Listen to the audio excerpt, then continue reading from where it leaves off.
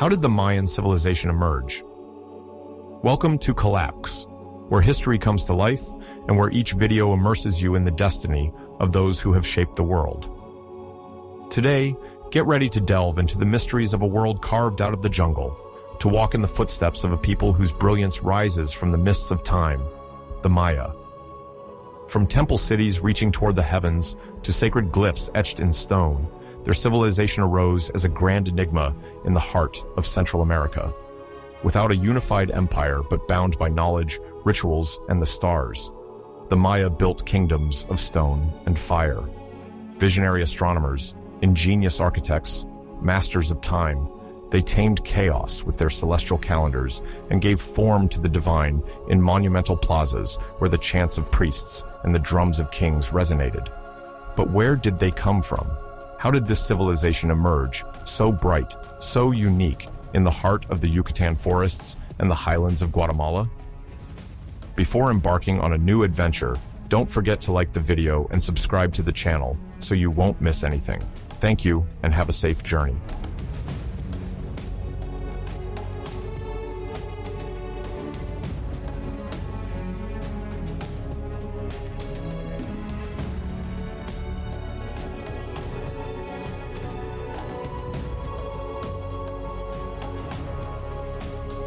At the turn of the second millennium before the era known as BC, the planet is traversed by significant cultural and political changes. This period, stretching from 2000 to 1000 BC, lays the foundations for empires, kingdoms, and dynasties that will have a lasting impact on history. Across the old continent and into the far reaches of Asia, new forces emerge, while ancient powers consolidate their domains.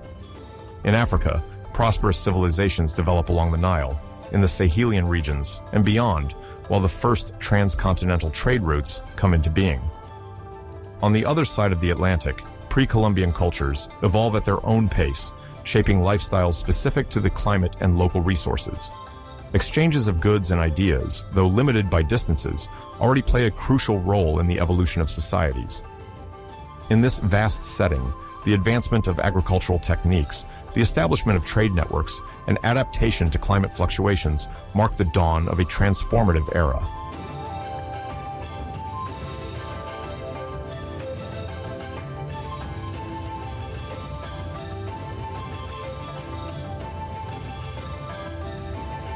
During the second millennium BC, several ancient civilizations assert their dominance in the Afro-Eurasian landscape. In Egypt, the period of the Middle Kingdom, 2050-1710 BC, sees the flourishing of a centralized administration that supports the construction of temples and the development of lands. It is followed by the New Kingdom, 1550-1070 BC, a time of international prominence for Egyptian civilization marked by famous pharaohs like Hatshepsut, Thutmose III, and Ramses II. Under their reign, the empire extends towards Nubia in the south and the Levant in the northeast, ensuring strategic control over trade routes. The rich floods of the Nile continue to fertilize the valley, allowing for the production of agricultural surpluses and urban growth.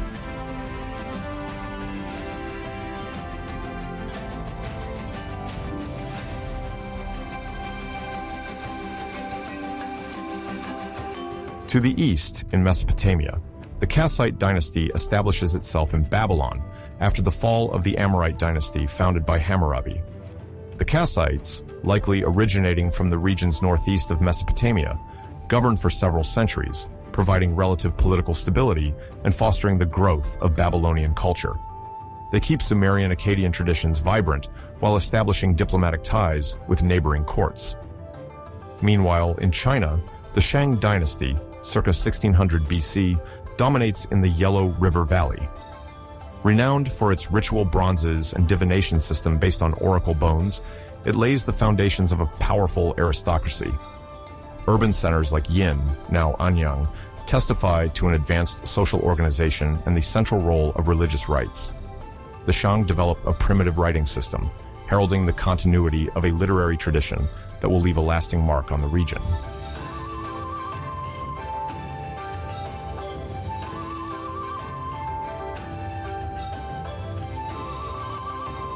At the same time, Western and Central Europe find themselves submerged in the Late Bronze Age, marked by the production of weapons, tools, and prestige objects made from a copper and tin alloy. Tin, a crucial material for the production of bronze, is primarily extracted from regions like the Iberian Peninsula, Brittany, and Cornwall, then transported through vast trade networks. Meanwhile, Baltic amber circulates throughout Europe, often exchanged for Mediterranean products such as certain exotic raw materials or prestige adornments. Large regional cultures, such as the Urnfield cultures in Central Europe, develop specific funerary practices. The deceased are cremated and their ashes placed in grouped urns, reflecting collective notions of death.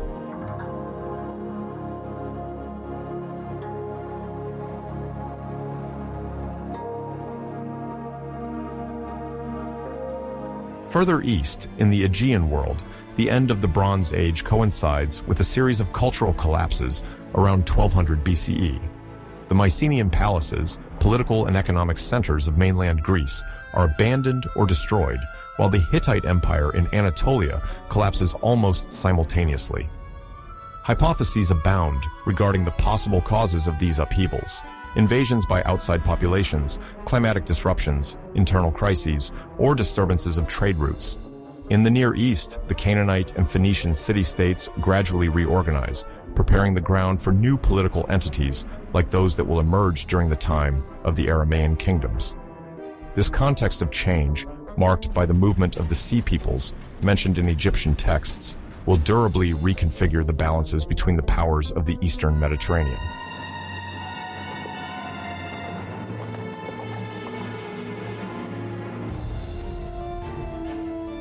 South of Egypt, the Nubian kingdom of Kerma prospers along the Upper Nile Valley. Founded towards the end of the 3rd millennium BCE, this independent state controls a territory stretching from the Nile cataracts to the fringes of the savanna. Kerma develops a rich material culture with fine pottery, gold and ivory objects, as well as imposing funerary architecture, as evidenced by the vast tumuli dedicated to the elite. Exchanges with Egypt are frequent, oscillating between diplomatic relations, trade of exotic products, and episodes of conflict. Nubia remains strategic, thanks to the abundance of resources such as gold and incense, coveted by the powers to the north.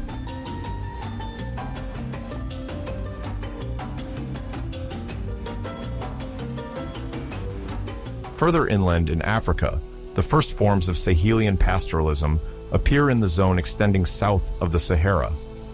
Local communities gradually adopt cattle and goat herding, taking advantage of seasonal pastures. This economic boom is accompanied by the emergence of barter networks, where salt, hides, and various agricultural products circulate over long distances. At this time, rudimentary routes announce the establishment of future trans-Saharan routes that will connect, in the centuries to come, sub-Saharan Africa to the Mediterranean coasts.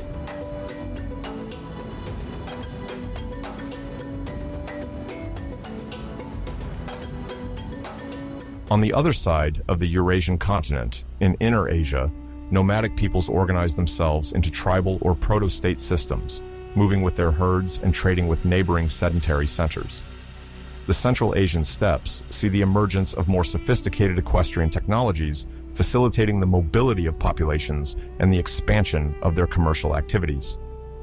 Modest towns arise around oases and control sections of caravan routes, a phenomenon that foreshadows the major role of these territories in trade along the future Silk Road.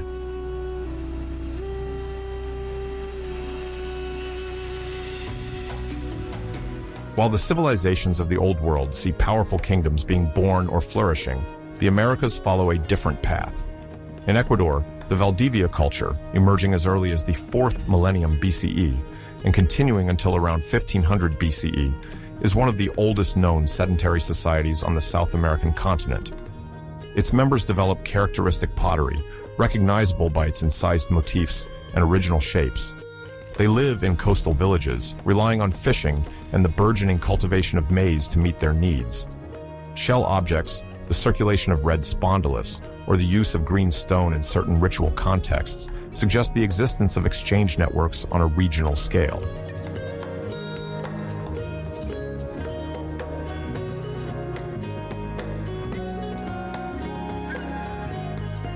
Southward, in the high Andean Valley, Caves such as Guitarrero, located in present-day Peru, harbor very ancient traces of human occupation. Dated to several millennia before our era, they reveal the gradual transition to agriculture with the appearance of domesticated plants like beans and peppers. The human groups established in these mountainous regions adapted to a demanding environment, developing terrace farming practices and taking advantage of the ecological variety of the Andes.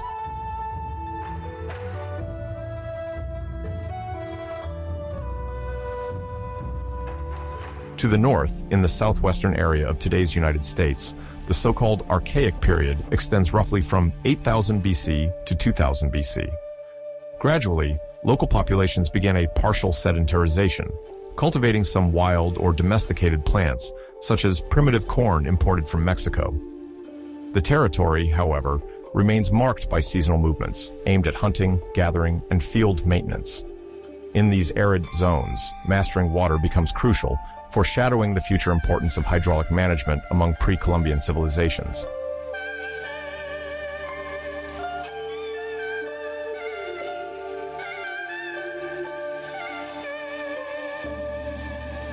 Finally, it is essential to underline that the movements of populations and adaptation to climate changes play a major role in this vast tableau. During the late Holocene, more precisely between 2000 and 1000 BC, a relative climatic optimum occurs in many regions of the globe. Temperatures remain at moderate levels, and some areas experience increased humidity favoring agricultural production. This situation encourages the migration of human groups in search of better arable lands, sometimes causing frictions with already established populations. The exchange of ideas and agricultural techniques, such as crop rotation or the use of metal tools, is thus accelerated by growing mobility.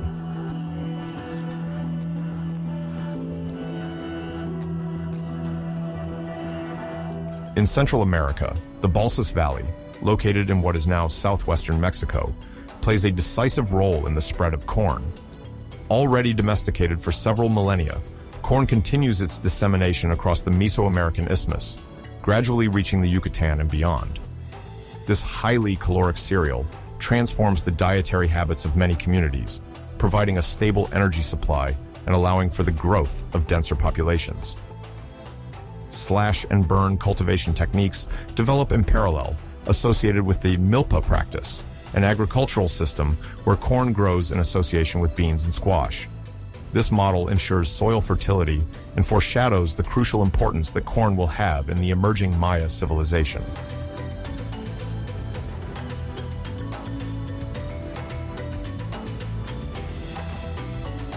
In other parts of the world, similar phenomena occur. The spread of domesticated plants like wheat, barley, or rice accompanies the expansion of agricultural populations. These dynamics, often discrete in the short term, shape over time the map of human settlements and create new cultural areas, whose heirs will continue to mark history for centuries to come.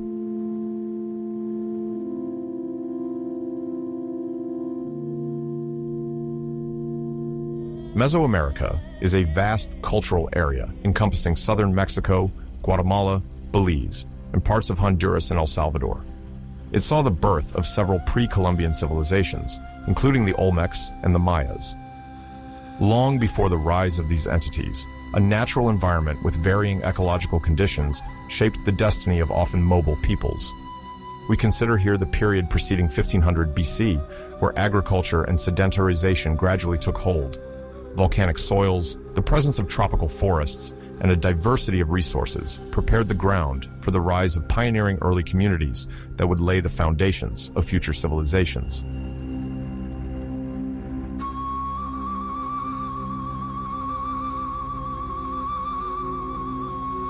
Mesoamerica is essentially divided into volcanic highlands and tropical lowlands. The mountainous systems of southern Mexico, covered with active volcanoes, have formed fertile valleys rich in minerals, favoring early agriculture. Such plateaus, cooler depending on altitude, benefit from a good water supply thanks to rivers and lakes. The ancient inhabitants knew how to take advantage of volcanic soils to grow corn and other essential crops. Although the altitude implies a changing climate, these regions proved ideal for consolidating the first sedentary groups in search of food security and an exploitable environment to organize the first communities.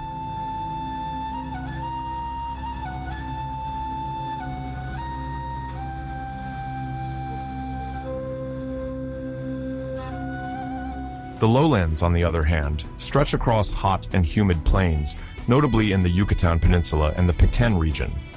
There, the karstic limestone soil shapes the landscape with its cenotes, or natural wells, which are valuable sources of fresh water.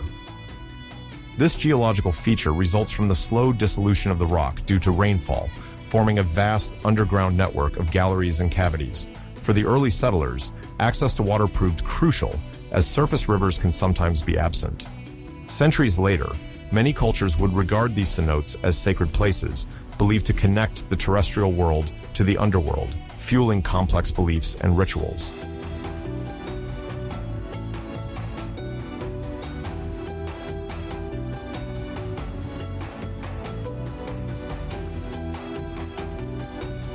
The karstic composition imposes constraints on agriculture due to the absence of perennial waterways.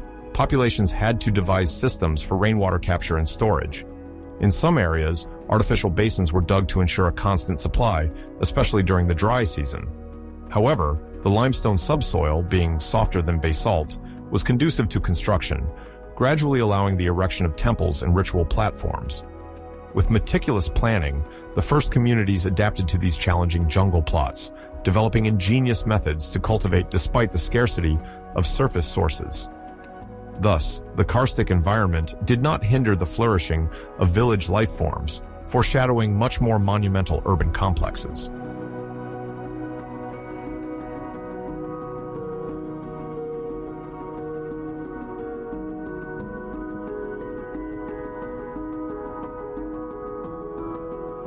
Among the region's treasures, Pachuca obsidian, extracted from Hidalgo in central Mexico, stands out with its green hue. Precisely cut, it was used to make blades, knives, and projectile points. Highly prized, it often symbolized the power of elites who controlled its trade. Moreover, due to its high value, obsidian was traded over long distances, bringing distant groups closer together. This material sometimes surpassed metal in sharpness, playing a major role in hunting, warfare, and even some rituals. Thus, from the beginnings of the agricultural era, the glass-like rock from Pachuca reinforced the influence of dominant communities while fostering a trade network throughout Mesoamerica.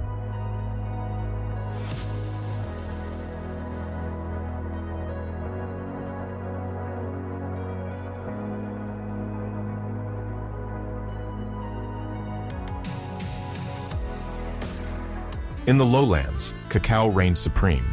Harvested from a tropical tree, it requires warmth and high humidity, conditions met on the coasts of the Gulf of Mexico and in the Petén Plains. The beans, fermented and then roasted, produced a bitter beverage traditionally associated with religious ceremonies and elitist practices. Early on, this drink was linked to nobility, who used it to honor the gods and seal alliances.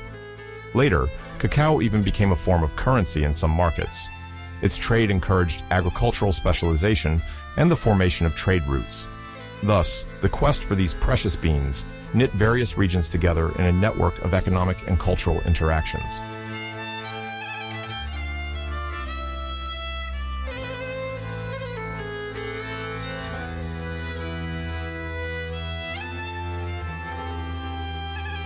Another emblematic resource, jade from the Motagua Valley in present-day Guatemala, evokes wealth and prestige. This green stone, both rare and extremely hard, required advanced expertise for extraction and shaping. Polishing jade took countless hours, conferring an exceptional status on jewelry and funerary ornaments. Chiefs and priests wore it to display their power. Long before the classical age, jade was already circulating in different Mesoamerican regions, as evidenced by findings of sculpted beads and pendants. Through these exchanges, it sometimes even surpassed precious metals in symbolic value, embodying fertility, life, and the continuity between the human world and the divine universe. I enjoyed it, Fred. I have Robin and I'm listening to it too. So we'll talk later. Bye-bye. Between 7000 and 2000 BC, groups of hunter-gatherers began domesticating local plants. Taking advantage of varied ecosystems, they experimented with seed and tuber selection. This gradual transition to agriculture met the growing population's needs and the desire to secure food supply. Archaeological remains confirm that the beginnings of maize cultivation, derived from wild teosinte, were not uniform. Each region conducted its own trials. Meanwhile, changing climatic conditions pushed many groups to explore sustainable solutions, stimulating the exchange of ideas and seeds. Thus, modest hamlets formed, inaugurating a less nomadic lifestyle and preparing the ground for the rise of future civilizations.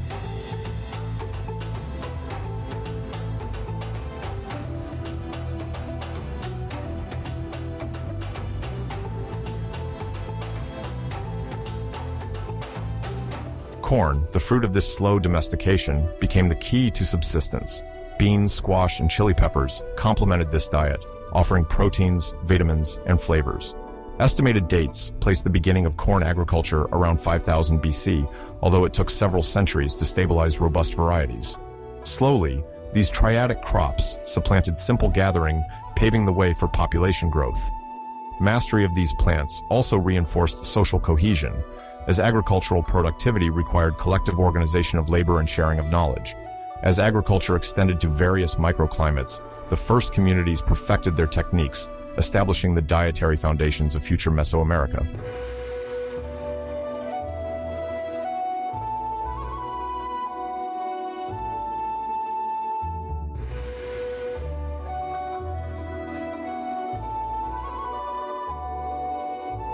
This agricultural revolution, though spread over time, supported the creation of food reserves and stimulated the evolution of village structures.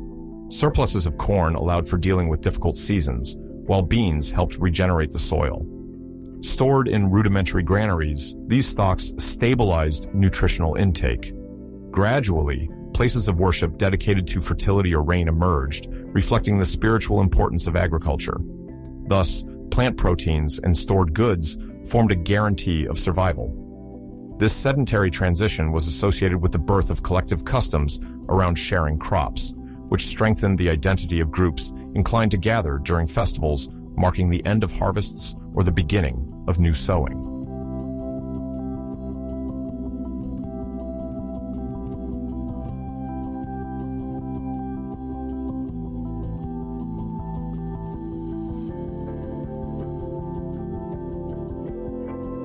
Excavations reveal that many of these populations lived in semi-buried dwellings, better adapted to the intense daytime heat and cold nights.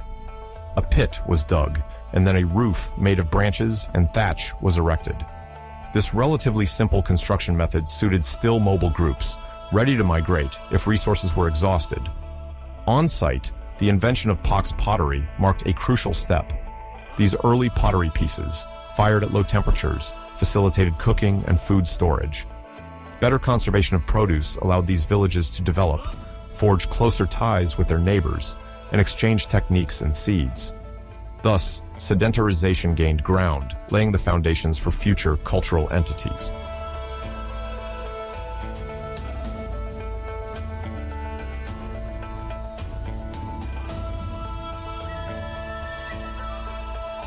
The pox pottery reflects an increasing skill level. Potters selected suitable clays and sometimes added plant fibers to reduce breakage during firing. Once dried, the pieces were placed in rudimentary kilns, where temperature control was crucial. These sturdy vessels allowed for boiling water, preparing corn porridges, and later creating spicy sauces.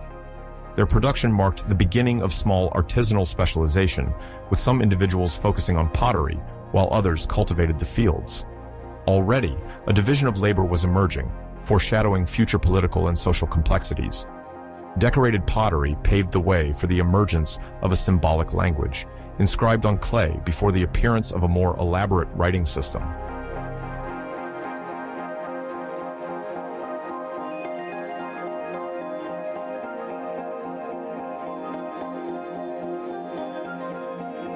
By the end of the 3rd millennium BC, certain villages were becoming more sedentary. Houses moved closer together, creating small community nuclei surrounded by well-tended fields. Some leaders emerged to coordinate sowing and water distribution. Alliances began among neighboring hamlets, ensuring the exchange of seeds and produce. Seasonal movements persisted, where floods or droughts necessitated temporary departures. However, a new lifestyle centered on agricultural cooperation and the wise management of resources, particularly water and tools, was emerging. The first hierarchies, based on agricultural expertise or ritual influence, were being established.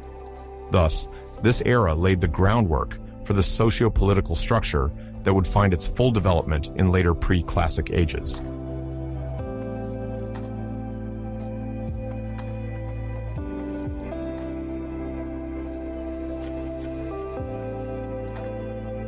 The Olmec civilization, often referred to as the mother culture of Mesoamerica, developed approximately between 1500 and 400 BCE in the humid tropical region of the current Gulf of Mexico, mainly in areas corresponding to the modern states of Veracruz and Tabasco. This group of populations laid the architectural, artistic, and religious foundations that other Mesoamerican civilizations would later adopt. While many cultures were developing around the world at this time, the Olmecs built a complex socio-political system embodied by monumental ceremonial centers. Their organization, technical innovations, and religious symbolism profoundly influenced neighboring groups, to the point where archaeologists and historians consider them the first great civilization of the region. The Olmecs had to manage a hot and humid climate, where rivers like the Coatzacoalcos and the Tonalá flowed through vast marshy areas. Despite these constraints, they took advantage of fertile soils and the local fauna and flora to prosper. Corn, already cultivated for millennia, was one of the pillars of their diet, complemented by fishing and hunting. The importance of religion was expressed through a unique art marked by human representations with feline features, colossal sculptures, and bold architecture highlighting the grandeur of their urban centers.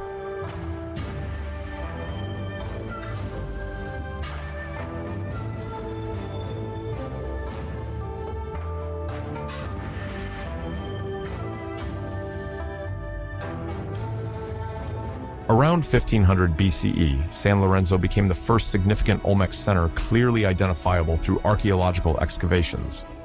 Located on a natural plateau in the Coatzacoalcos River region, this city dominated its surroundings thanks to massive earthworks put in place by its elites to symbolize their power and their connection to the sacred. In a context where a significant workforce was available, the Olmecs reorganized the topography to create artificial platforms intended to host palaces, temples, and basalt monuments.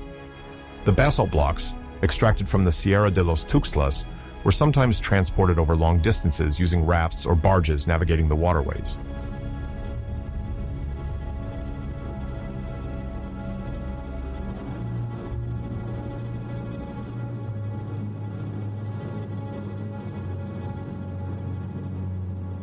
The most striking feature of San Lorenzo, however, remains its colossal heads, each weighing several tons and reaching up to 3 meters in height. Carved from basalt, these sculptures likely represent rulers, adorned with ornate helmets that may resemble ballplayer protections or symbols of rank. The negroid features of these heads have previously led to various fanciful interpretations, but specialists now agree that they depict the stylized faces of Olmec leaders. The efforts required to extract, transport, and sculpt these blocks testify to a centralized power strong enough to mobilize a large workforce. The military, political, and religious elites, perceived as intermediaries between humanity and supernatural forces, justified their authority by erecting these masterpieces, which embodied the prestige and spiritual strength of the dominant group.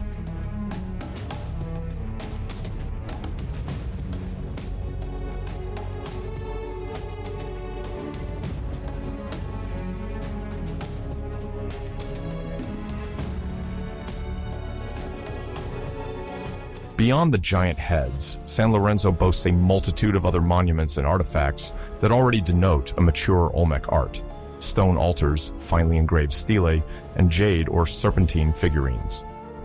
The sacralized aspect of power is not only figurative in Olmec society, strongly hierarchical, seems to structure around ruling lineages whose divine aura is maintained through communal rituals. Priests and political leaders sometimes merged into a single person, notably ordered public ceremonies to honor deities linked to fertility, rains, and corn. San Lorenzo, dominating the scene during the first Olmec phase, however, experienced a decline around 900 BCE, likely caused by environmental changes and internal rivalries.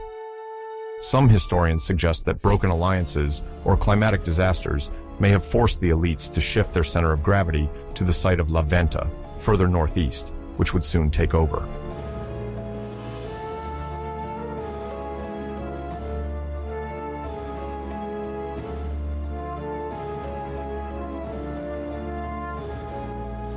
After the prominence of San Lorenzo, La Venta emerges as the major Olmec ceremonial center between around 900 and 400 BC.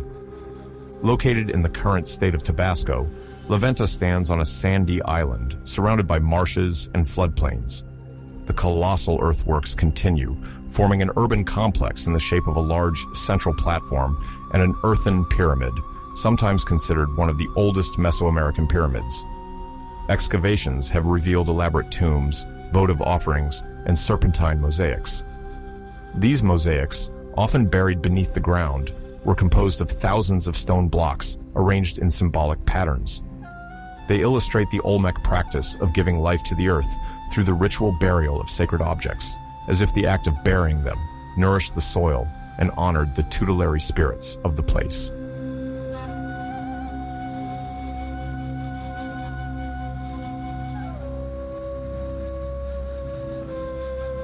The iconography gives La Venta a central place in understanding the Olmec pantheon.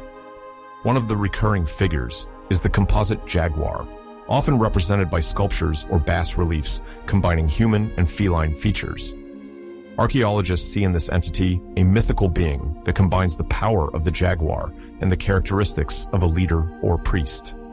This motif may symbolize a foundational myth in which a primordial ancestor born from the union of a jaguar and a woman, transmits a cosmic energy to the ruling lineage.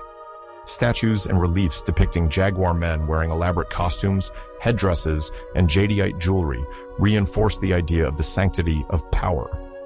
The elites present themselves as the heirs of this divine lineage, guarantors of the balance between the world of humans and that of supernatural entities.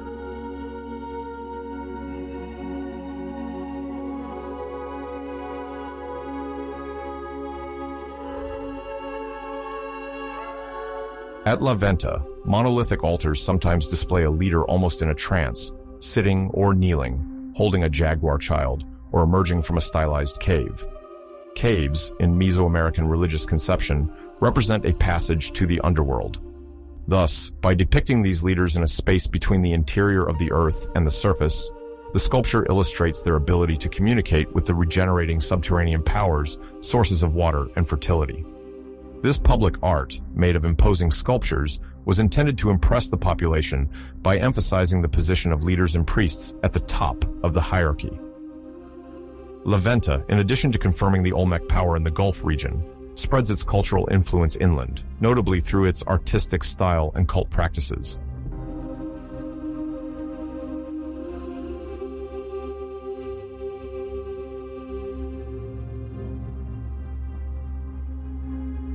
The Olmecs do not limit themselves to their coastal area. They maintain a vast commercial and symbolic network throughout Mesoamerica. Historians and archaeologists have been able to trace the movement of certain prestige goods, particularly jade and serpentine, which seem to travel from the Motagua River basin in Guatemala to the Olmec centers. These green stones, highly prized for their brilliance and rarity, are used to make various ritual objects, including the famous votive axes, sometimes called currency axes, that could symbolize religious or political authority. The stockpiles of jade axes, found far beyond Olmec territories, illustrate the reach of these networks. Archaeological evidence indicates their presence as far as Guerrero, in the central region of Mexico, proof of the geographical extent of the contacts.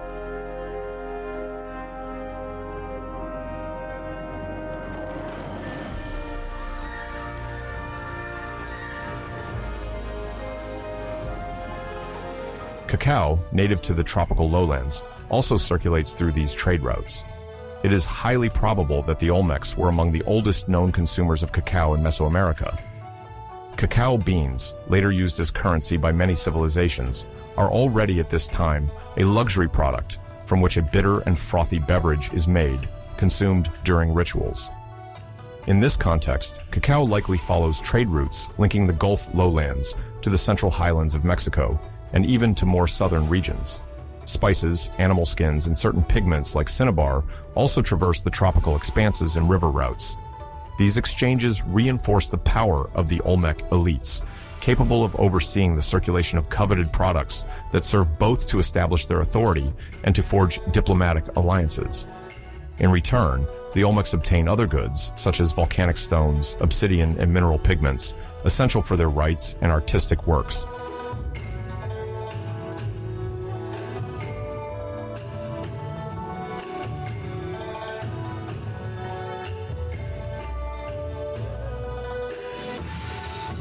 The Olmec trade is not limited to material goods, as it also includes the sharing of ideas, beliefs, and techniques, contributing to the diffusion of a symbolic art characterized by feline features and supernatural figures. Sculptors from other regions draw inspiration from or adopt the Olmec sensibility, while rulers sometimes seize upon ritual elements to assert their own legitimacy. This phenomenon of progressive Olmecization in Mesoamerica will give rise, long after the Olmec era, to hybrid forms in which the visual language reflects an intense cultural intermingling.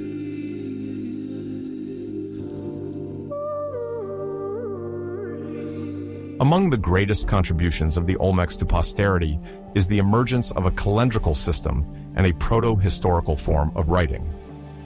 The existence of a precursor long count among the Olmecs is a subject of debate, but Stela C. from Tres Zapotes, bearing a date calculated as equivalent to 31 or 32 BCE, according to some specialists, hints at an embryonic calendrical system later used by the Maya.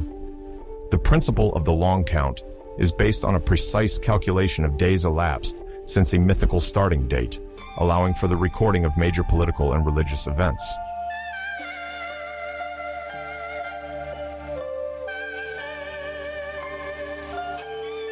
The archaic glyphs identified on Olmec monuments, notably fragments of ceramics or stelae, confirm the existence of a form of writing based on logograms, signs representing a word or idea, and perhaps a few rudimentary phonetic elements.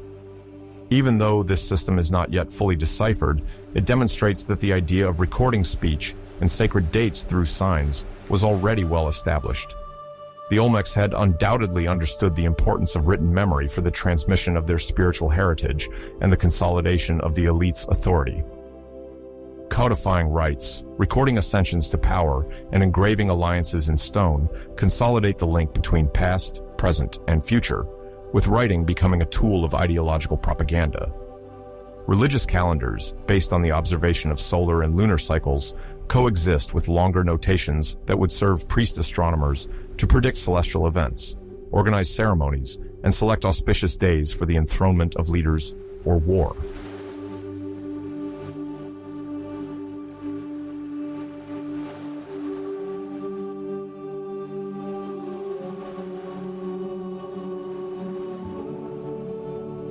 The development of such a system did not occur in isolation. The Olmec civilization, at the center of a vast exchange network, was able to assimilate and enrich elements already present among older populations. However, the finesse of their engravings and the encoding of dates reveal a rare degree of sophistication for the time. In them, one detects the beginnings of a keen interest in cosmology, the order of time, and dynastic continuity, themes that would be crucial among the Maya. Several objects, such as stone tablets found in the Gulf region, feature pictograms that foreshadow the more complex glyphs of the classical Mesoamerican period. In this sense, the semi-symbolic, semi-philosophical revolution initiated by the Olmecs would fertilize subsequent cultures, which would inherit both their sense of spirituality and their instruments of power.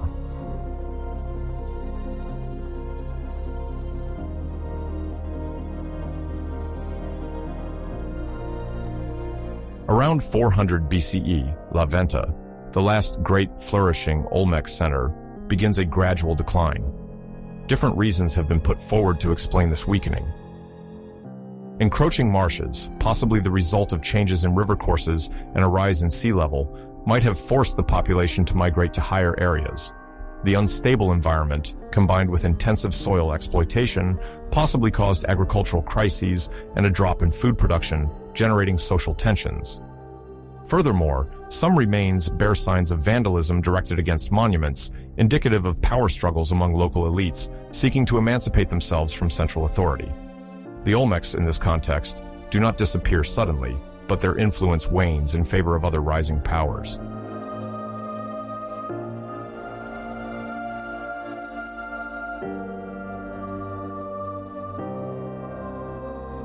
The Olmec legacy, however, does not die out. Several sites known as Epi-Olmec, like Tres Zapotes or Cerro de las Mesas, extend the tradition inherited from the great centers of the Gulf. They continue to develop the iconography of the composite jaguar, the practice of greenstone offerings, and the taste for monumental sculptures, although these artistic expressions evolve and sometimes blend with more regional customs. These Epi-Olmec cultures, active between 400 BC and around the 2nd century AD, preserve the Olmec memory while reinventing it. They consolidate, for example, the emerging use of writing and timekeeping through various stelae-bearing dates. Archaeologists also identify amongst them stylistic influences later perceived in other regions, notably on the Central Plateau. The Epi-Olmec elites could have served as intermediaries in transmitting certain religious and astronomical knowledge to Proto-Mayan peoples and other expanding groups.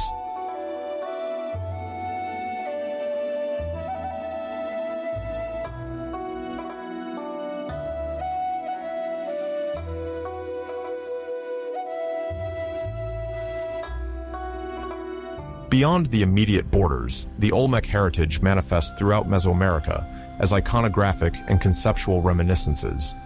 The jaguar cult, the spiritual significance of caves, the veneration of rain and fertility find echoes in the pantheons of later civilizations, Mayas, Toltecs, Mixtecs, and Aztecs. Architectural principles of arranging large central plazas, earth or stone pyramids, and the staging of transcendent power persist in the Mesoamerican urban landscape. Even the notion of an elite with a semi-divine status, tasked with supporting cosmic cohesion through their rituals, takes root in the conception of the chief king, which will be clearly found among the classical Mayas.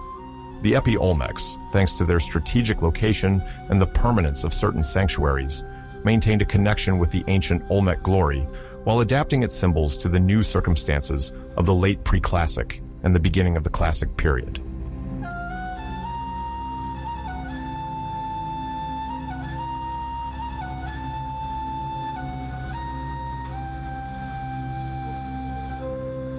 In addition to art, religion, and cosmology, the Olmec tradition influenced the trajectory of sacred sciences, notably astronomy and the calendar.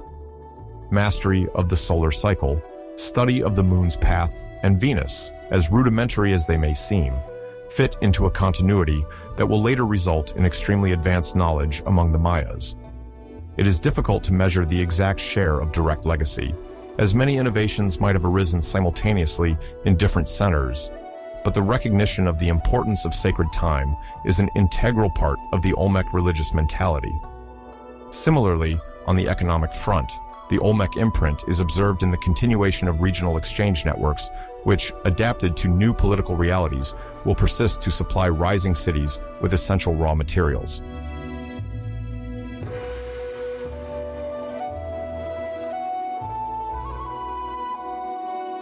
At the turn of the first millennium BC, a period we situate around 1000 BC, the Olmec civilization, primarily established in the Gulf of Mexico region, had already laid the foundations of a sacred culture and artistic know-how that would durably influence all of Mesoamerica.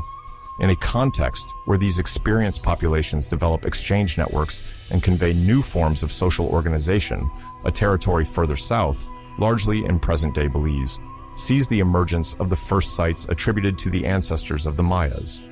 The Maya lowlands, characterized by tropical plains, dense vegetation, and a humid climate, become a suitable location for the settlement of small, stable communities.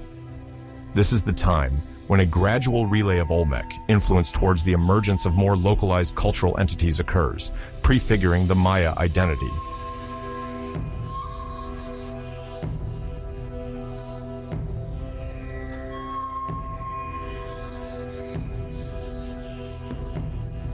One of the emblematic sites of this initial phase is Cuello, located in the northern region of Belize. Archaeological excavations there have revealed very ancient evidence of human occupation, sometimes dating back to around 1200 BC. However, it is between 1000 and 800 BC that its inhabitants begin to build earthen platforms and produce a characteristic pottery called swasi. This pottery, often simple in shape and with little elaborate decor, plays a crucial role in establishing the regional chronology. Stratigraphic studies show that the earliest dwellings are associated with these swasi potteries, indicating the gradual establishment of a sedentary lifestyle. The local populations begin to cultivate maize, beans, and various types of squash, thus perpetuating the agricultural practices inherited from earlier Mesoamerican peoples.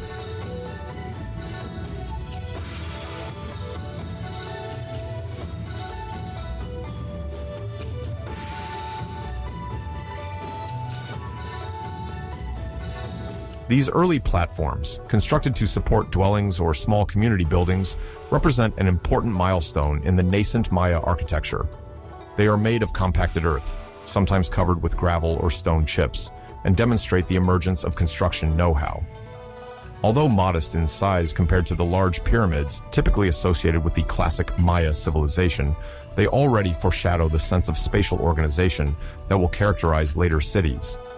Specialists suggest that these platforms could serve both domestic and ritual purposes, conferring a sacred dimension to the chief's residence or a community space dedicated to certain ceremonies.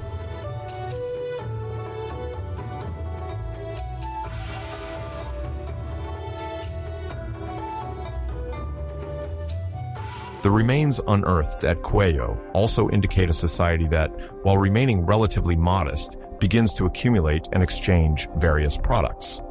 The populations of the Maya lowlands take advantage of their proximity to different environments, coastal plains, tropical forests, and marshy areas, which offer diverse resources such as palm, game, fish shells. At this time, the exchange of simple goods like ceramics and possibly salt is observed, but the development of roads or marked paths remains rudimentary. Nevertheless, this modest organization foreshadows the logistical complexity that will establish in the following era.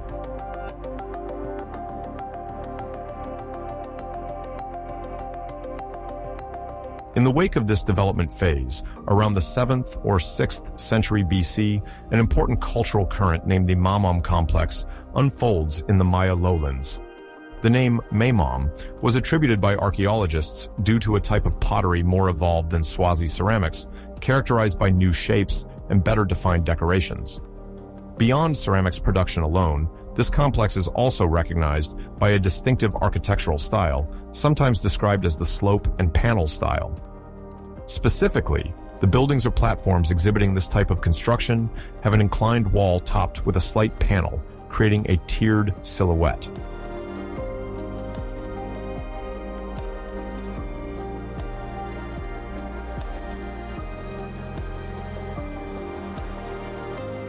This architectural principle, still in its infancy, announces the future characteristic features of classic Maya architecture, as will be observed later at major sites. Its interest is both aesthetic and functional. The slope helps reinforce the base of the construction, while the panel serves to drain rainwater and protect the lower wall. In the tropical lowlands, where seasonal rains can be abundant, this innovation proves essential to ensure the longevity of the structures. It reflects an emerging engineering aware of climatic and environmental challenges.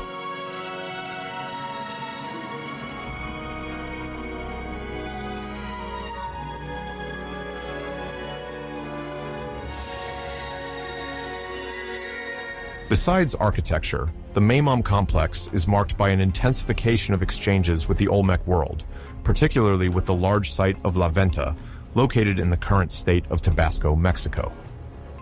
La Venta, considered one of the major centers of the Olmec culture between approximately 900 and 400 BC, remains a focal point for precious goods, religious ideas, and various innovations. The flagship products of these exchanges include greenstone or jade, colored pigments, and possibly ritual use plants like cacao. Cacao, grown in the humid lowlands, circulates towards drier regions, while other raw materials, such as higher quality earthenware or obsidian, may arrive in return.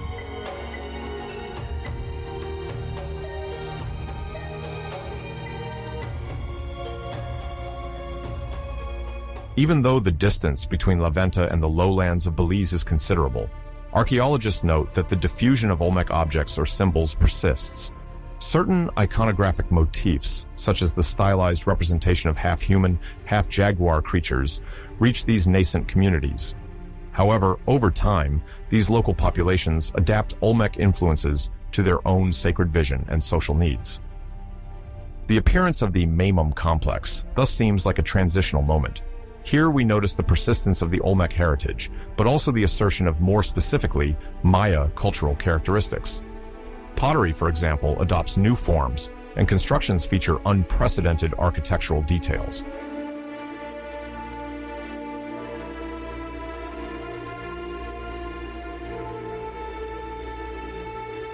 The study of the archaeological layers associated with the Maimum complex has allowed for the mapping of a significant demographic increase in several lowland sites. Archaeologists identify a multiplication of platforms and the expansion of habitation areas, suggesting that increasingly large groups are settling around social or cult centers. Maimum pottery, less rudimentary than Swazi, embodies the idea of growing specialization. Certain craftsmen likely devoted themselves full-time to ceramic production, while others focused on building or ritual organization. In this context, the figure of the local leader or religious dignitary begins to gain importance, though it remains difficult to decipher in the material records of that time.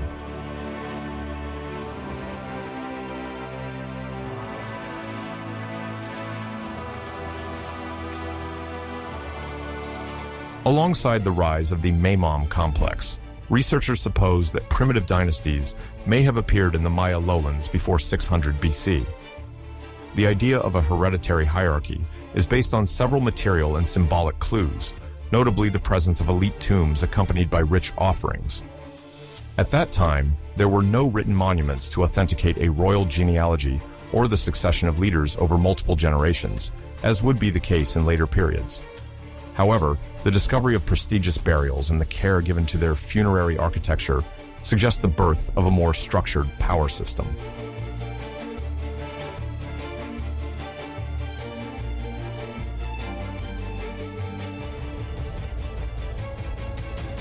In the site of Cajalpec, located in the western region of Belize, excavations have uncovered tombs that stand out noticeably from the more modest surrounding graves. The term Cajalpec sometimes means place of ticks in a local language, but for archaeologists, it primarily refers to a pre-classic ceremonial center perched on a hill overlooking two rivers. The elite tombs of Cajalpec often contain valuable objects, among which are jade beads and pendants. Jade, a green stone particularly valued throughout Mesoamerica, is associated with the attributes of royalty and the notion of life and rebirth.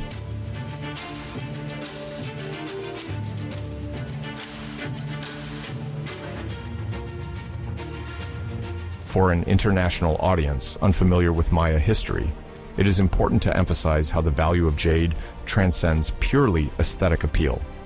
In this nascent society, offering it to the deceased signifies equipping their spirit with an object symbolizing vital energy, strength, and connection to the sacred.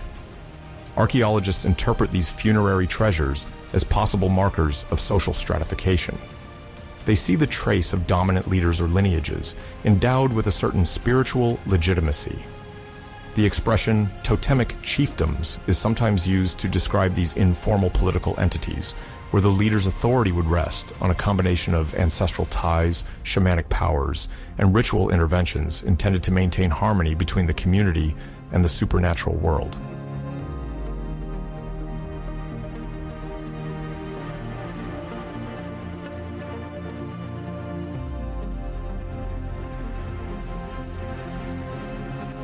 The reference to totemism suggests that certain clans might have claimed a mythical affiliation with a spirit animal or legendary ancestor. Artistic representations, although rare, sometimes seem to celebrate hybrid figures, half human and half animal, recalling both the Olmec heritage and indigenous tendencies. Meanwhile, the ancestor cult takes root. Honoring previous leaders or founders of the lineage would strengthen social cohesion and legitimize new leaders.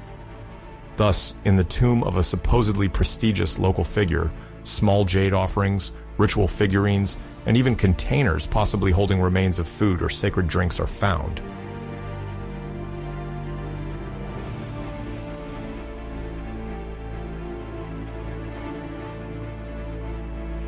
These funerary practices indicate, beyond mere opulence, the birth of a political consciousness where lineage plays an essential role. The tombs thus become places of collective memory that consolidate the group identity and serve as spatial and symbolic landmarks.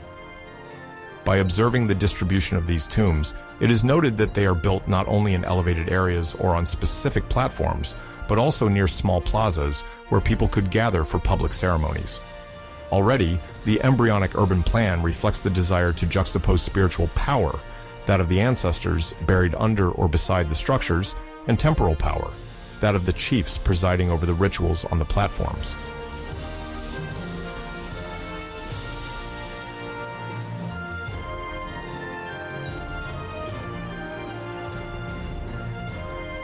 The discovery of polished jadeite remains, sometimes sculpted, or shells from coastal regions, also indicates that even the earliest local elites maintain exchange relations with other communities, possibly over tens or hundreds of kilometers. The supply of precious materials such as jade, mainly extracted from the valleys of the Motagua River in present-day Guatemala, attests to the establishment of embryonic trade routes. These routes are not necessarily paved or marked like the famous Sac Biob would be later, but they suffice to ensure a regular circulation of rare goods, serving as symbols of prestige and power.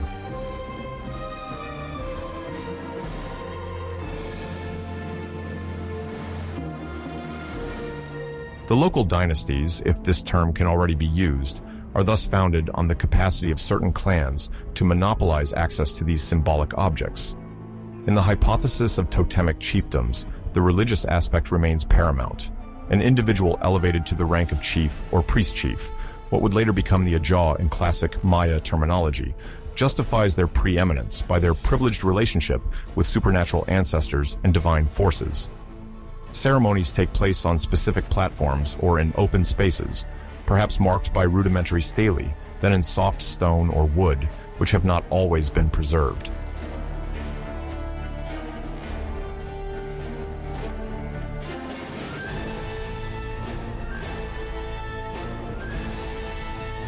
During the 2 centuries preceding 600 BC, there is a densification of occupation in several key sites of the region, suggesting that this type of social organization takes root.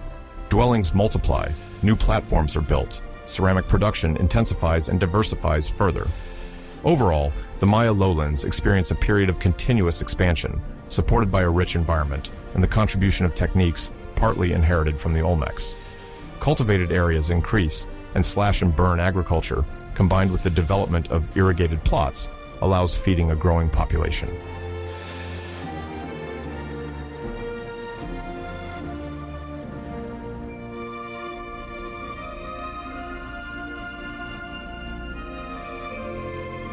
This profound transformation, visible through the evolution of funerary practices, architecture, and ceramic material, occurs concomitantly with an increase in intra-regional exchanges. The rise of the Maymom complex, for instance, connects different villages on a scale encompassing the Petén, Belize, and some border areas of present-day Guatemala. From one site to another, the circulation of ceramics, jade, obsidian, or even marine shells reinforces a sense of belonging to a shared cultural horizon. Although each community preserves its specificities, archaeologists already perceive forms of stylistic and technological homogeneity at this time, revealing an emerging identity.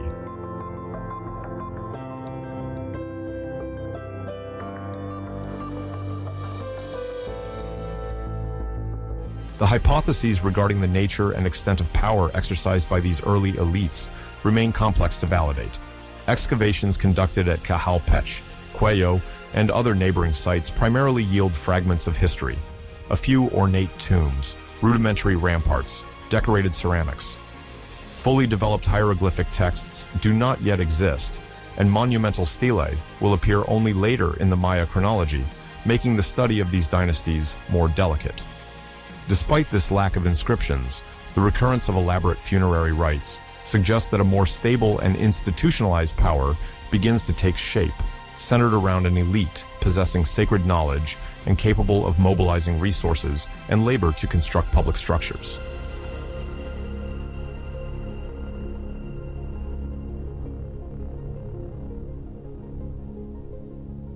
However, this power remains undoubtedly fragile. Environmental conditions impose constant adaptation. Seasonal floods, rainfall variability, or sporadic climate disruptions can threaten the supply of agricultural goods. In such a configuration, the legitimacy of leaders resting largely on their ability to manage surplus, invoke divine protection, and maintain harmony with natural forces remains precarious.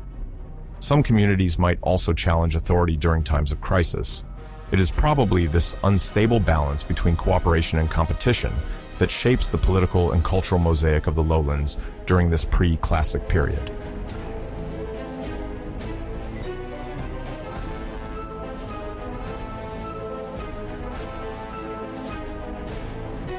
During the period between 600 and 350 BC, the Mesoamerican area experienced a series of political, social, and agricultural changes that would gradually shape the rise of Maya societies.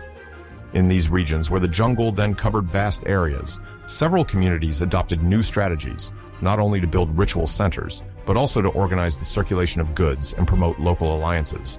Technical innovations, reforms in land management, and the intensification of regional trade contributed to affirming a new level of complexity.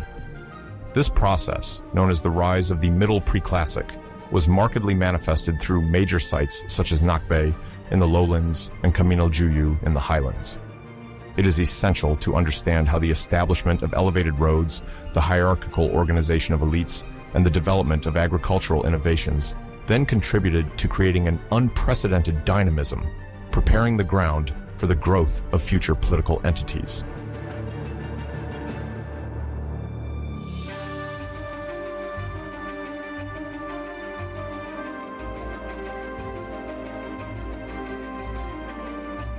At the heart of the vast Petén region, located in present-day northern Guatemala, stands Nakbe, one of the oldest ceremonial centers of the Maya lowlands, active during the second half of the Middle Preclassic.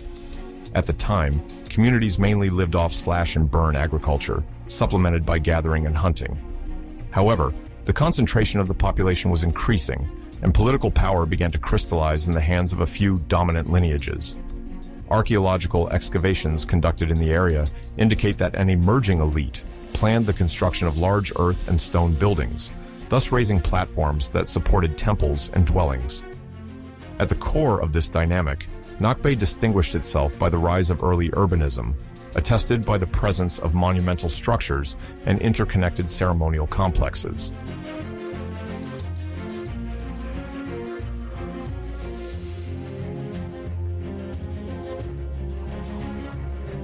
A remarkable aspect of Nakbe is the construction of sac-biab, that is, elevated roadways intended to connect several sectors of the city and sometimes to link several nearby sites.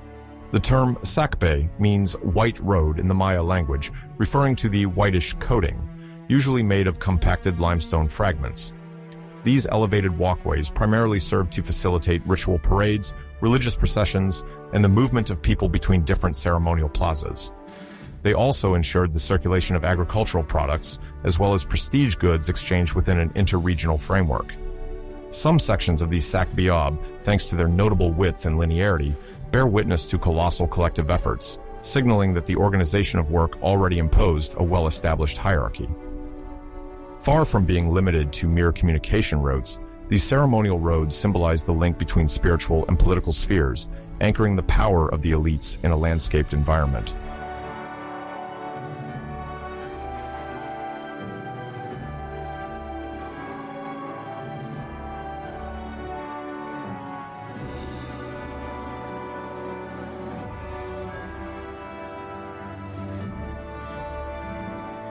Within the regional hierarchy, Nakbe was not an isolated entity.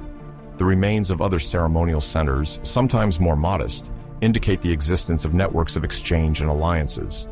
The local chiefs, strong in their influence, maintained diplomatic relations with surrounding peoples to secure access to essential resources, such as stone, water, imported obsidian, and certain luxury goods. The buildings of Nakbe, often adorned with stucco masks representing deities, had a strong religious dimension. The worship of ancestors and natural powers legitimized the position of the chieftains in society. Furthermore, it is possible that the leaders organized large public rituals in the central plazas to renew the allegiance of their communities. The Sac-Biob thus constituted a material summary of territorial mastery, connecting sacred places and satellite villages, demonstrating the will of the elites to shape their world both spiritually and pragmatically.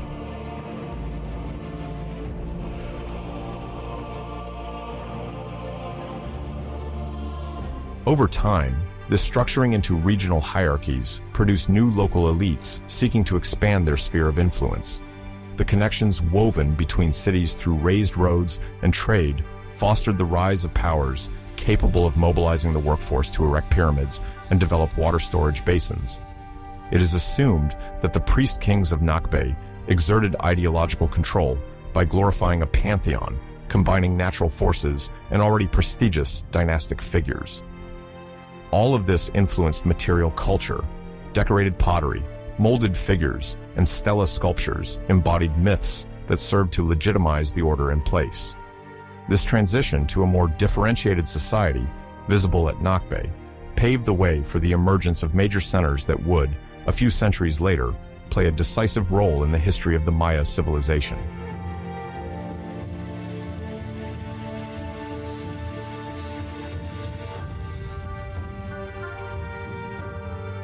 Parallel to the rise of lowland centers, the highland regions also experienced significant developments. Caminaljuyu, located on the site of present-day Guatemala City, in the Guatemala Valley, stood out as one of the main centers of power during the Middle Preclassic in the highlands. However, its success was not merely due to an advantageous geographical position. Caminaljuyu drew its strength from its control over the roots, leading to the precious obsidian of Lake Atitlan.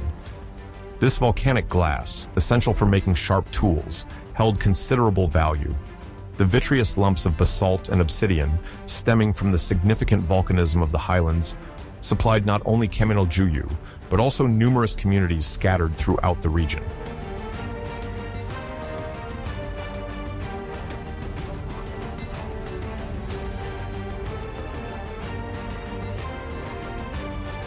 The importance of obsidian in exchanges is reflected in the archaeological remains. Blades, points, and flakes are found distributed along trade routes that descended to the lowlands and ventured into the interior valleys. Controlling the obsidian cargoes gave Caminaljuyu a dominant position for negotiating jade, rare feathers, cacao, or other sought-after commodities. The local population, grouped in surrounding villages, often depended on Caminaljuyu to ensure political stability and protection against potential rival groups. Excavations have revealed relatively sophisticated urban planning, with burial mounds, rectangular-based pyramids, and ritual platforms. In some places, archaeologists have uncovered canal systems intended for drainage, demonstrating that water management was already among the collective priorities.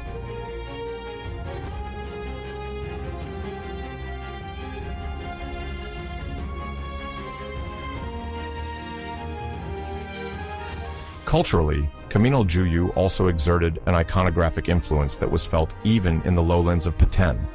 Symbolic representations, sometimes associated with dignitaries adorned with magnificent headdresses, suggest reciprocal stylistic borrowings. Stucco sculptures, in a local style incorporating avian or saurian motifs, circulated from site to site, fueling the sophistication of religious and political expression. This diffusion of art reflects the existence of more than occasional diplomatic relations. The ruling clans, often linked by strategic marriages, displayed their status through monuments celebrating their ancestors and their divine lineage. As in Nakbe, religion provided a structure legitimizing the exercise of power, particularly through rites involving obsidian offerings or sacrificial libations aimed at ensuring the land's continued fertility.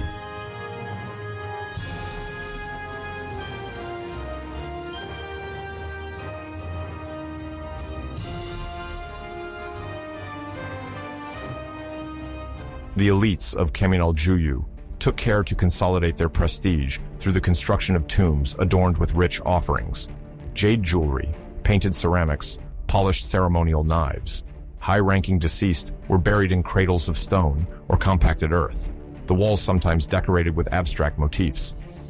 These archaeological complexes demonstrate that the region, far from being isolated, was intersected by more extensive exchange networks. Moreover, Camino Juyu could serve as a hub for the transit of luxury items towards the Peitan. At its peak, the city was densely populated. Agricultural installations surrounded the monumental center, indicating that, in this high-altitude environment, the inhabitants knew how to take advantage of the fertility of volcanic soils and the temperate climate. In sum, the coexistence of Nakbe in the tropical forests and Camino Juyu in the mountains illustrates the extent of the transformation striking the entire region at the dawn of the late Middle Preclassic.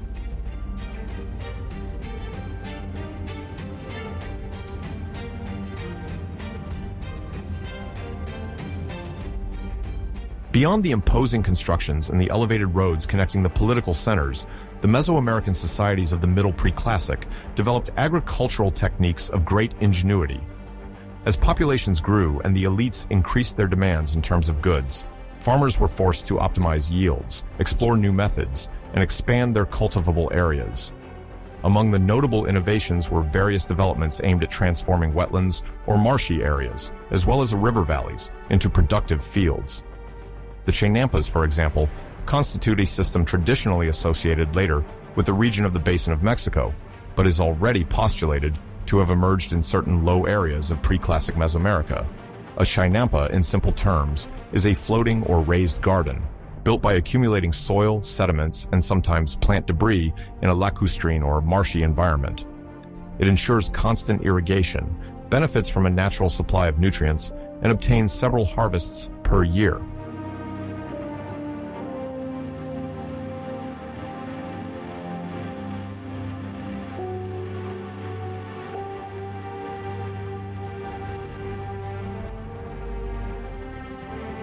In certain regions, however, farmers could not resort to chinampas due to the lack of large, stagnant water bodies or sufficiently sheltered lakes. They then created other systems, such as river terracing. This practice consists of shaping riverbanks into terraces to better control flooding and promote the deposition of mineral-rich alluvium. Water, diverted through a set of canals, irrigated plots aligned on several levels. Even if these infrastructure works remained modest compared to later developments of the classical period, they already demonstrate an acute sense of landscape management and excellent collective organization. Added to this were storage and redistribution methods, supervised by the rulers, to meet the needs of the population in times of scarcity.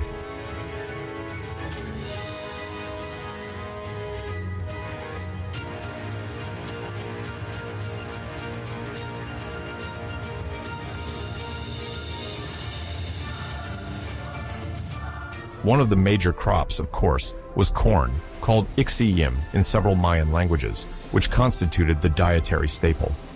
Alongside beans, peppers, and squash, the cereal formed the essential agricultural trilogy of the local diet.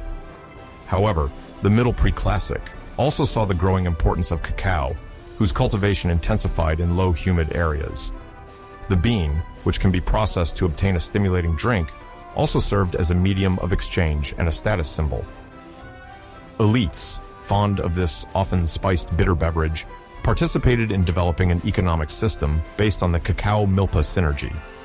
Cacao plantations could coexist with other food crops, benefiting from the shade of larger trees, while corn thrived in neighboring plots.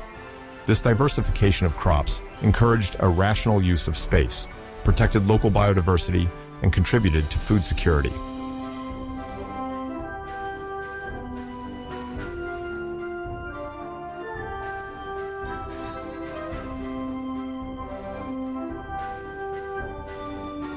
In forest regions, the creation of clearings for milpa, corn plots, closely resembled slash-and-burn agriculture. The undergrowth was cleared, and then the branches were burned to enrich the soil. The soil, thus fertilized, remained productive for several years. Afterwards, the plot was left fallow, and the forest would reclaim the land, while farmers opened up a new area for cultivation. However, demographic expansion began to require more frequent rotation, shortening fallow periods and compromising forest regeneration. This evolutionary tension, still moderate at that time, was accompanied by a search for less destructive alternatives. River terracing and semi-intensive techniques thus developed in parallel to compensate for the soil's progressive exhaustion. Clearly, one cannot speak of large-scale monoculture. The varied distribution of natural resources instead demanded a mosaic of practices adapted to the local topography and climate.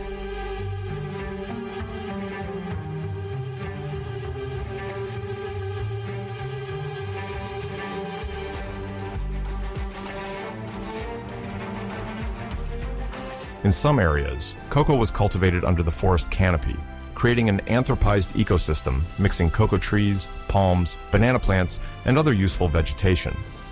In the highlands, farmers had access to cooler and often volcanic plots. The ashes successively deposited by geological activity had enriched the soils, offering optimal conditions for growing maize and other plants. Camino Juyu perfectly illustrates this adaptation to the environment. Its immediate vicinity comprised fertile lands, and the abundance of water sources facilitated irrigation. In the communities near Lake Atitlan, the technique sometimes involved taking advantage of the water level's ebb and flow to recover the thick layer of organic sediments deposited on the shores, which allowed the amendment of corn and bean fields. Additionally, obsidian extracted from these mountains, traded for agricultural products from the lowlands, maintained an economic balance between different ecological areas.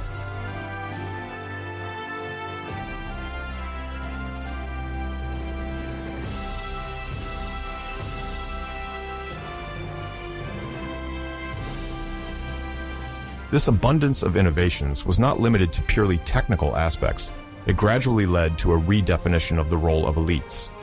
Religious and political chieftains quickly understood that controlling the surplus of maize and cocoa allowed them to hold sway over festivities, rituals, and various mechanisms of reciprocity. In other words, providing seeds, distributing harvests, or supporting communities in times of calamity enhanced their prestige and cemented their power. Taxation in kind thus took shape. The peasants had to give up a portion of their production in exchange for protection services, access to water, and domestic support. Thus, building an edifice, like a pyramid or temple, heavily relied on the ability of these elites to mobilize a dependent workforce. Agricultural innovations, by improving productivity, reinforced the rise of social stratification, as only certain groups could organize and finance such long-term projects.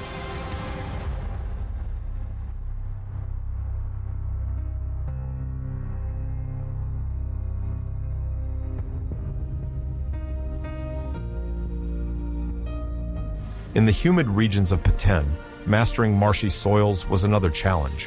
While some areas were suitable for the construction of rudimentary chinampas, populations sometimes also erected small temporary dikes to maintain a constant water level and prevent sudden floods. Collective consultation, under the authority of chiefs, was indispensable here, since poor hydraulic management could destroy the fields and threaten the livelihood of an entire district. In the highlands, regulating river flow was equally important. The construction of canals, irrigation dikes, and retention basins, though not very spectacular, was crucial to support growing populations and secure their food supply. The priest kings and their advisors were able to instill a sense of communal responsibility by associating these infrastructures with divine power, thus ensuring the community's protection and prosperity.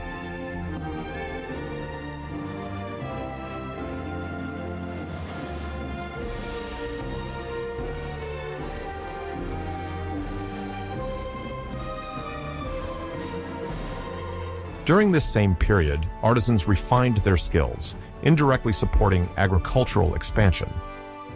For example, the manufacturing of ceramic containers began to standardize, offering specialized vessels for grain storage, cacao fermentation, or the preparation of ritual rations. The emergence of finer ceramics reflected both technical progress, a better controlled firing process, and more elaborate decorations, and a desire to personalize prestige goods. The rise of better crafted flint and obsidian tools facilitated land clearing, wood cutting, and the shaping of earthen walls for terrace construction. In some workshops, novice stonecutters learned by imitating masters, contributing to the transmission of more complex cutting techniques. All of this only intensified the exchange of goods across major trade routes, linking Nakbe and Camino Juyu, or connecting these two hubs to other sites.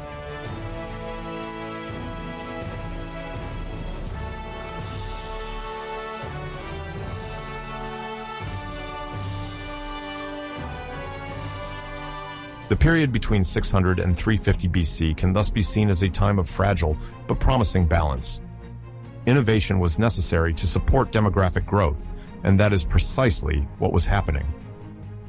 Significant milestones were set, from the design of ceremonial roads linking ritual centers to the implementation of diversified and adapted agricultural systems.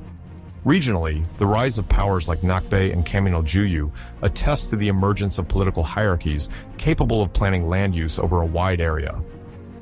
Furthermore, the emergence of an administration that regulated agricultural productivity and relied on religious symbolism reinforced the idea that social order rested on a sacred pact between humans and their gods. Each of these entities developed its own identity while maintaining strong exchanges with neighboring communities.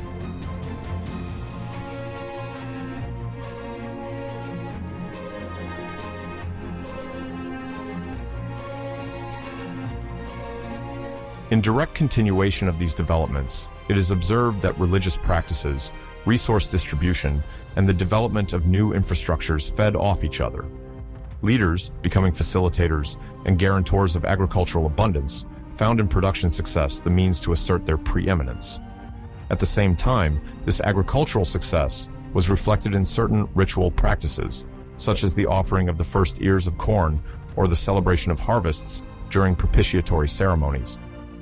More sophisticated sanctuaries displayed scenes of fertility, germination, and divine stewardship over the land on their facades. In this context, cacao also acquired a sacred connotation. To ceremonies related to ancestors were thus added libations of chocolatl, a bitter beverage symbolizing sustenance and devotion to worship. Ceramics found in the foundations of some buildings frequently testify to the desire to dedicate the structure to a deity, while expressing the reigning dynasty's ambition to maintain cosmic harmony.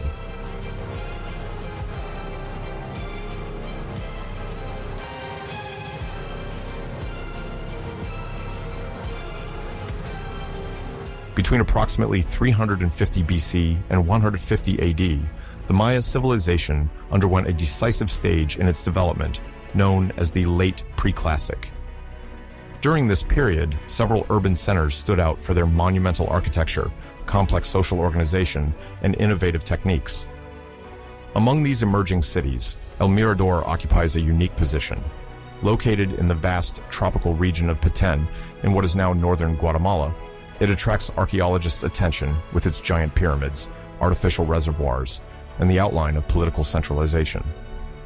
Discoveries made at this site have allowed many hypotheses to be developed about how urban elites were beginning to structure a regionally impactful power, thereby laying the foundations of an organization that would likely inspire the great classic kingdoms.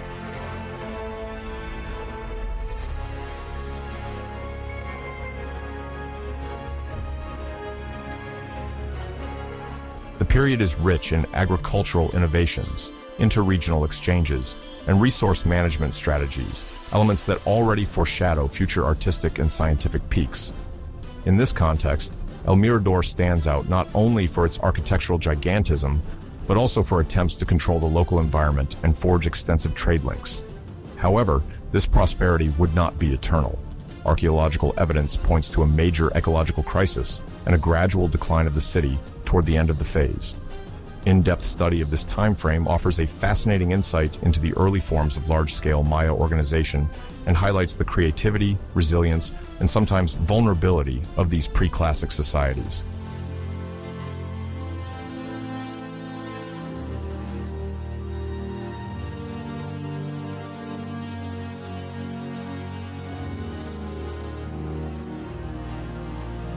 Often designated as the Maya Cota to emphasize its gigantic dimension, El Mirador emerged around 350 BC as one of the largest urban centers of all pre-classic Mesoamerica. The term Cota refers to the large metropolises of Asia, illustrating the monumentality that characterizes the site.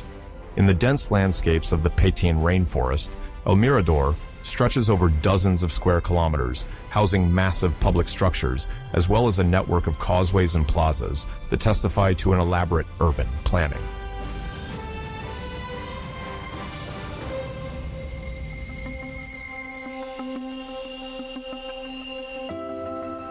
The most spectacular aspect of El Mirador undoubtedly lies in its colossal pyramids, the most famous of which are La Danta and El Tigre. La Danta, sometimes described as one of the most imposing pyramids of the ancient world, rises more than 70 meters in height, thus rivaling Egyptian or Mesopotamian monuments.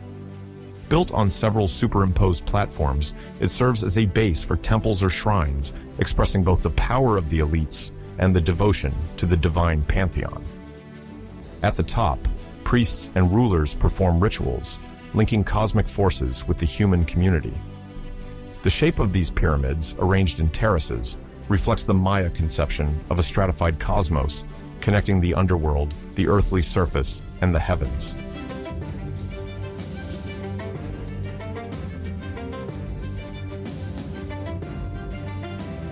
Not far from these sacred edifices, archaeologists have unearthed vast artificial basins intended to collect and store rainwater. In a remarkably humid tropical environment, but subject to a long dry season, this innovation was vital for urban survival. The water reserves allowed not only domestic supply but also partial irrigation of gardens and preparation of plaster coatings. The organization of these reservoirs was accompanied by canals, ditches, and earthen embankments, demonstrating a considerable advance in hydrological mastery. This hydraulic ingenuity suggests that the society of El Mirador already supported a dense population and structured a power capable of coordinating large projects.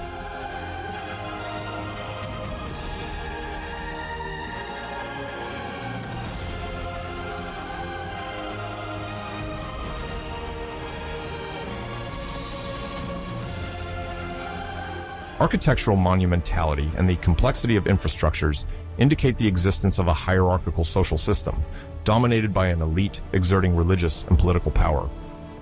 Excavation teams have found jade jewelry, refined ceramics, and polychrome sculptures, symbols of luxury reserved for the ruling classes. The iconographic motifs adorning these objects refer to protective deities, mythical ancestors, and various ritual cycles.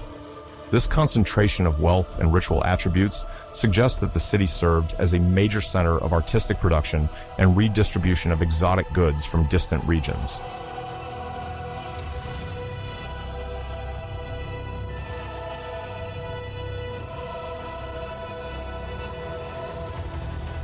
These discoveries also include stelae, bas-reliefs, and fragments of rudimentary inscriptions, betraying the emergence of a proto-written symbolic communication form. Although it is difficult to determine precisely what these glyphs meant at this stage, the first principles of sophisticated notation related to both sacred power and socio-political organization can be discerned.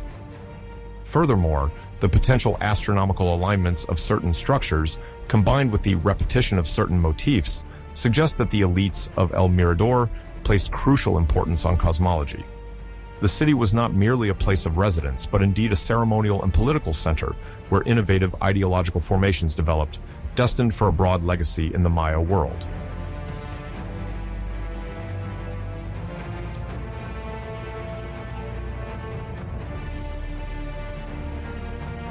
Some researchers hypothesize that El Mirador was the capital of a proto-state political entity, sometimes called the Can Kingdom. The arguments for this idea are based on several observations. Firstly, the intense circulation of raw materials, such as obsidian or flint, implies the existence of active trade networks. Regular deliveries of mineral pigments and precious stones also testify to an organization capable of ensuring the transport of various resources from distant lands. Secondly, the presence of grandiose infrastructures, complex to build and costly to maintain, indicates massive mobilization of labor and large-scale planning.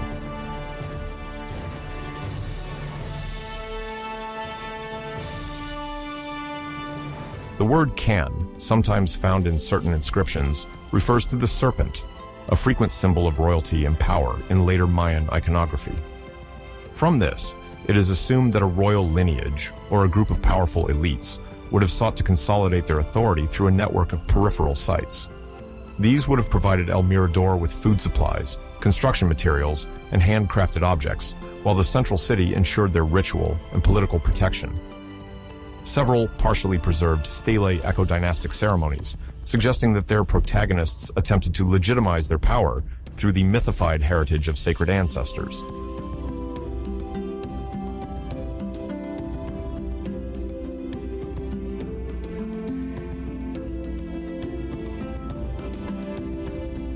However, the very existence of this Can kingdom remains controversial. The hieroglyphic remains of El Mirador are often damaged or painted on degraded surfaces. Their interpretation is further complicated by the fact that the Mayan writing system was far from fully formalized at that time. Nevertheless, the indications converge to describe a city radiating over a large area, probably exerting control over production, distribution, and rituals. Flint knapping workshops, ceramic manufacturing, and jade polishing can also be found on the periphery, supporting the local economy.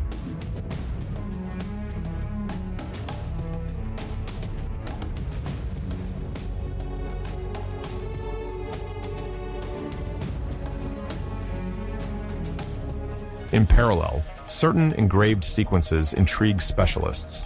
They distinguish rows of repetitive symbols, potentially related to counts. Therefore, it could be a draft of an administrative system where priests or scribes recorded harvest quantities, labor availability, or ritual cycle durations. This perspective sheds light on the gradual evolution of a state protocol, even before the rise of the great classical kingdoms. Thus, although the precise outline of the Can kingdom has not yet been reconstructed, El Mirador likely embodies a first experiment in super-local authority, associating sacredness and economic logistics on an unprecedented scale.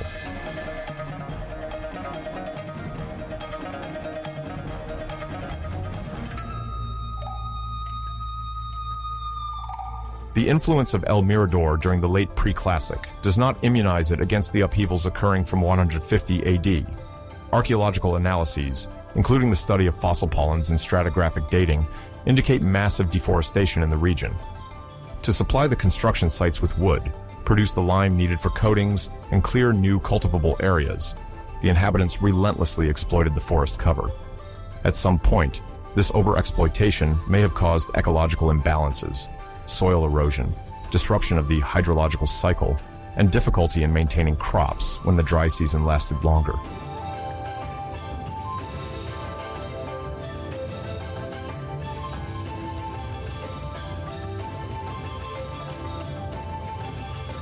Sedimentary cores taken in wet areas around El Mirador also reveal a notable increase in carbon particles, evidence of intensive use of slash and burn.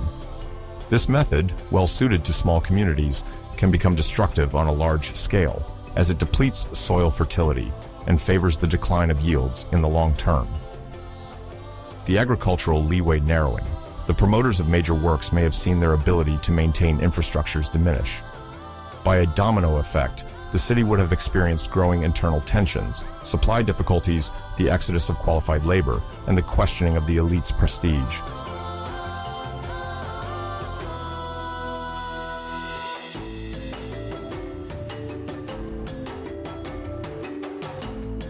In the Central Zone buildings, excavations reveal a slowdown in the decoration of temples, a lesser quantity of votive offerings, and the progressive simplification of ritual ceramics.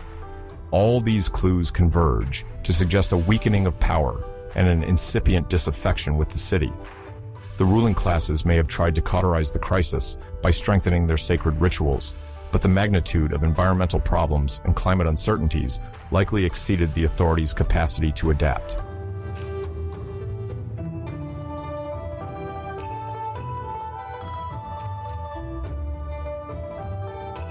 Several families, in search of more fertile lands or less degraded environments, would then have chosen to migrate to other valleys in the Petén.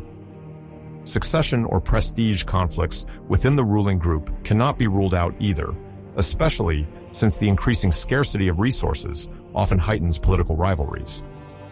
While El Mirador sank into difficulties, other sites, like Tikal or Nakbe, began to strengthen, better responding to environmental challenges. The artificial basins and large ceremonial complexes of La Danta and El Tigre, once symbols of opulence and devotion, gradually became abandoned or repurposed for more modest uses.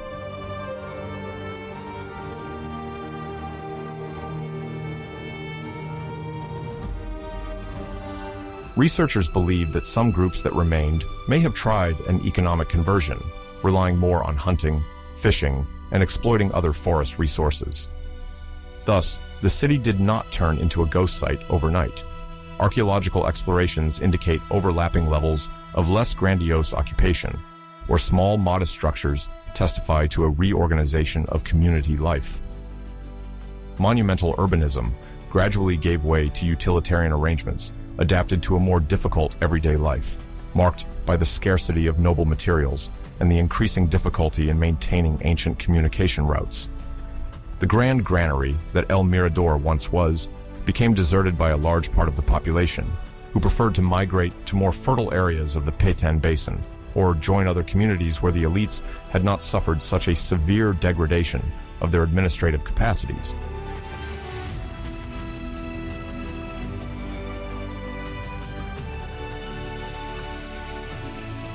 However, the memory of El Mirador did not disappear with its decline. Several myths and oral traditions, preserved much later in some classical inscriptions, allude to a time of the first kings located in a distant past, when the forest seemed inexhaustible and divine were more palpable.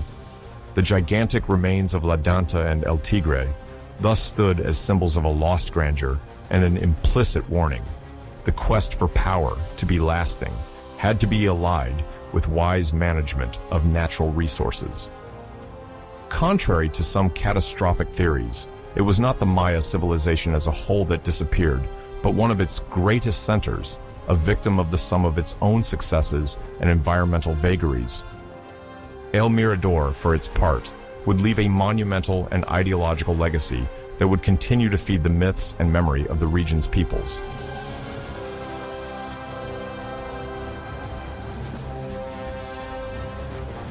Within the architectural remains of El Mirador, various researchers noticed the presence of a red pigment called cinnabar, mercury sulfide, during the excavation of temples and palaces. Microscopic analyses revealed residues of this substance in the decorative plasters, used to highlight the reliefs and adorn the walls with bright red. Associated with vital force and fertility, cinnabar gave a precious glow to the monumental sculptures and masks. However, the repeated handling of cinnabar, as well as its potential to emit toxic fumes, posed a danger to those exposed to it over long periods.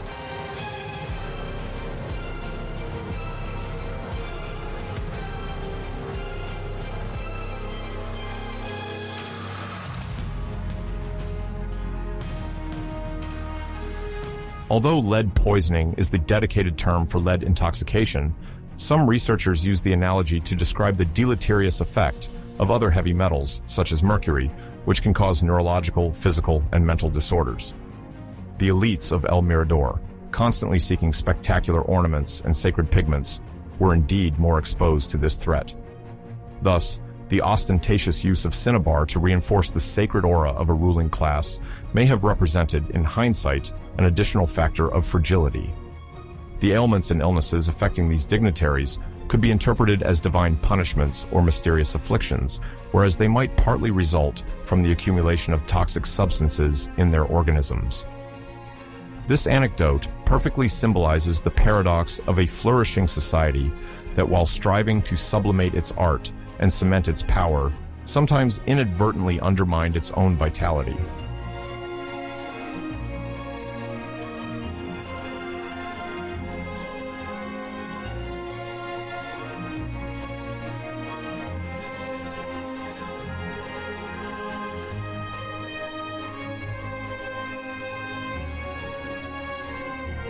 Towards the end of the Middle Preclassic period, a crucial innovation was established at the heart of Mesoamerican societies: the emergence of a writing system and a sophisticated calendrical structure.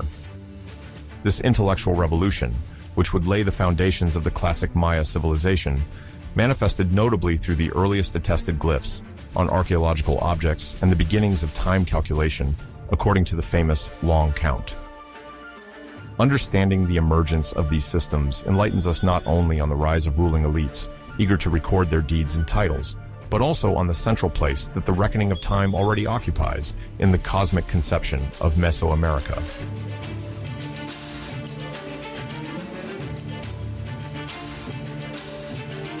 Writing as a support for collective memory thus becomes an essential political tool.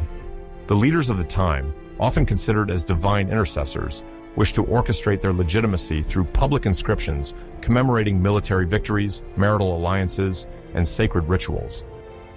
The civilizations of this era, steeped in complex symbolism and mythology, grasp the power offered by glyph symbols to ensure the preservation, even magnification, of authority. It is in this context that some of the oldest written traces appear, allowing modern archaeologists to delve into the genesis of scriptural thought within the Maya world.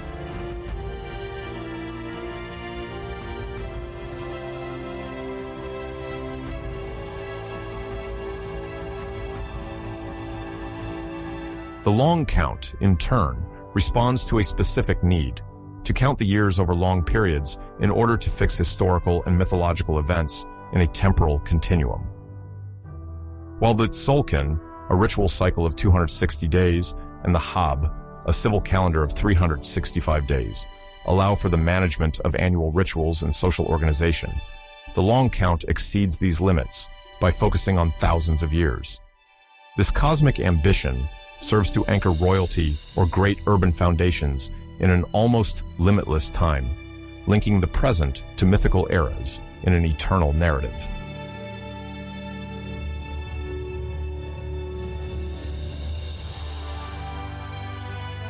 The discovery of the famous La Chocolat tablet, unearthed in a region long occupied by pre-Maya communities, has shaken the research landscape. This small stone slab, engraved with archaic glyphs and dated approximately to the 7th century BCE, attests to the existence of a proto-writing. Although the exact meaning of its symbols remains subject to debate, many specialists see the beginnings of a system in which each sign refers to a word or an idea, while others suggest the inclusion of phonetic elements. Such clues suggest that the La Chocolat tablet represents an essential milestone in the evolution of Mesoamerican scripts.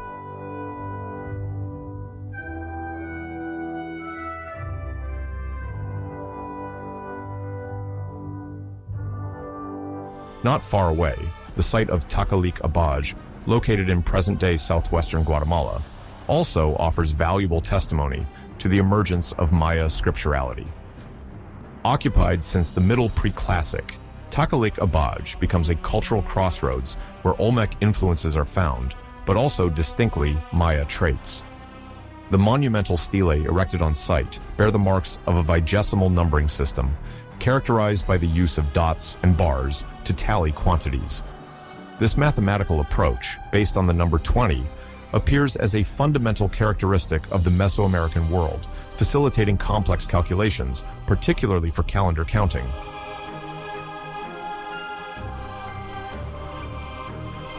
Among these monoliths, Stela II of Takalik Abaj presents itself as a cornerstone in the understanding of the Mesoamerican numeric system. Dated around 100 BCE, it displays a fascinating glyph that invokes the number 0 or an empty count. This conceptual element, absent from many contemporary cultures elsewhere on the planet, demonstrates the abstract thinking developed by these ancient peoples. Thanks to this symbol, scribes can align dates with unprecedented precision, recording events in an uninterrupted timeline.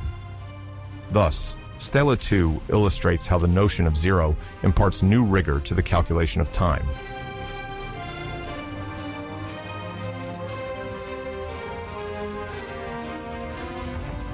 It is important to place Takalik Abaj in a broader context, as the site functions as a bridge between various traditions. Olmec influences can be perceived in the sculpture and the representation of zoomorphic figures, while specifically Maya traits are apparent in the structure of the altars and the monuments bearing glyphic signs. This cultural mixing stimulates scriptural innovation. New glyphs emerge and gradually enrich a repertoire that becomes flexible enough to express not only numbers, but also names, titles, even short historical or religious sentences.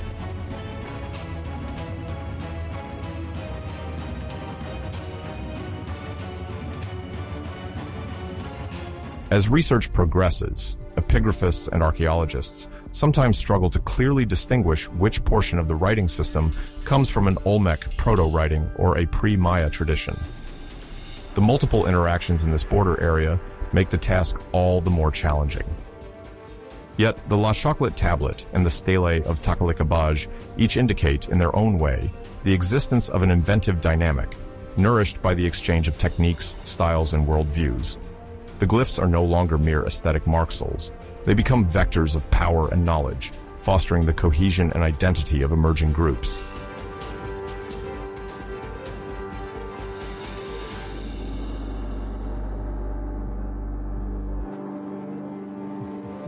The creation of a distinctive sign for 0 represents a prodigious qualitative leap, as it allows any numerical value to be recorded with almost unlimited precision. In many ancient systems, the difficulty of establishing a cifra or similar concept considerably limits the capabilities of calculation and dating. However, for the ancient scribes of Takalikabaj, inscribing a 0 on a stela or in pictographic coding amounts to asserting that time, religion, and politics intertwine in an ordered continuum. The ceremonies of enthronement, commemoration, or site dedication are thus anchored in a detailed historical framework, reflecting the grandeur of the elites and the persistence of lineages.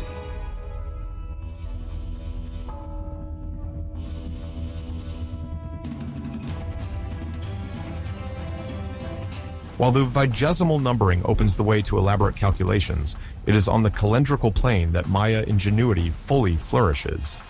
For centuries, Mesoamerican populations meticulously observe the sky, note lunar phases, the sun's movements, and planetary appearances. This empirical science, coupled with a strong cosmic sentiment, results in the Tzolk'in, a ritual cycle of 260 days, and the Hab, a civil year of 365 days. The association of these two calendars serves as a matrix to orchestrate community life. Sowing, harvesting, temple consecrations, or celebrations of protective deities follow this binary rhythm.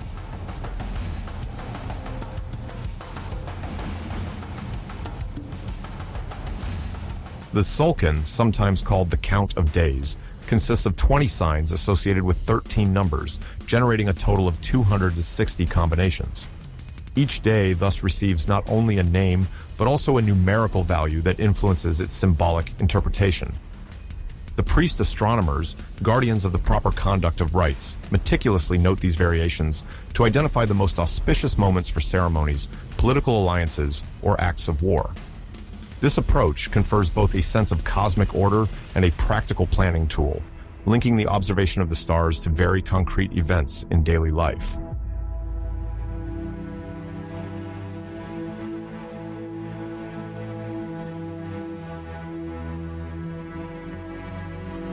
In parallel, the Hab, which includes 18 months of 20 days plus a short period of 5 unfavorable days, ensures anchorage in a seasonal cycle. The 365 days of this civil calendar correspond better to the annual course, paced by the growth of crops and the solar displacements perceived across various latitudes. The 5 additional days, often labeled as unfortunate, maintain a climate of fears and superstitions. During these few days, the inhabitants are extra cautious, as the boundary between the tangible world and the supernatural universe seems blurrier. Offerings and rituals then intensify to ward off any bad omen for the population.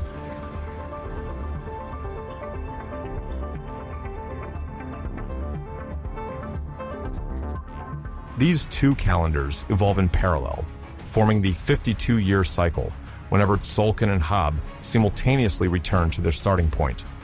However, to record events over periods exceeding half a century, a more robust solution proves necessary. This is where the long count comes in. This system records time with a sequence of 5 units, Baktun, Katun, Tun, Winol, and Kin, each valued by a number of days multiplied by 20, except the third, the Tun, which is multiplied by 18, to align the cycle with the 360-day year in simplified calculation.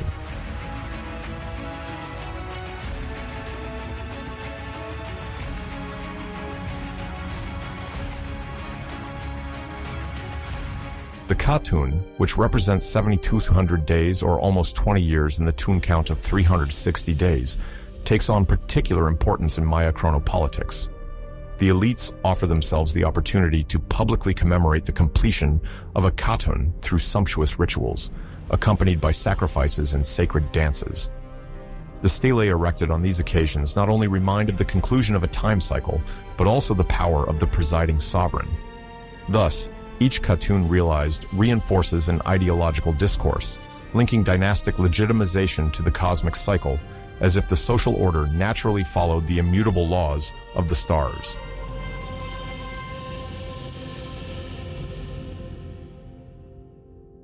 During the period approximately spanning from 150 to 300 AD, the political and cultural landscape of Mesoamerica experienced a major turning point under the growing influence of the metropolis of Teotihuacan, located in the highlands of the central Mexican plateau, about 50 kilometers northeast of present-day Mexico City. Renowned for its rigorous urban planning and colossal monuments, this city achieved prodigious development during this era, serving as a hub for trade exchanges and military alliances throughout the region. Archaeologists have been able to trace the complex dynamics of this Teotihuacan interaction phase, during which many Maya centers in the lowlands, particularly in the Petén, began to integrate architectural, ceramic, and stylistic elements that were previously characteristic of Teotihuacan.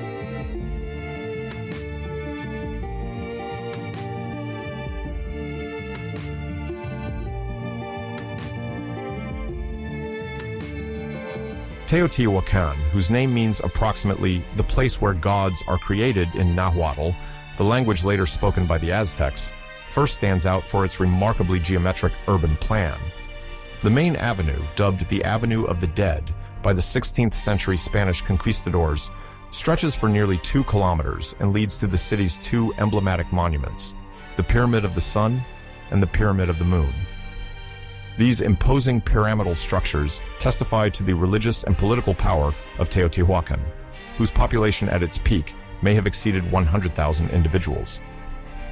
This unprecedented demographic boom allowed the city to consolidate its trade networks, facilitating the circulation of precious goods like green obsidian, ornamental shells, and processed cacao.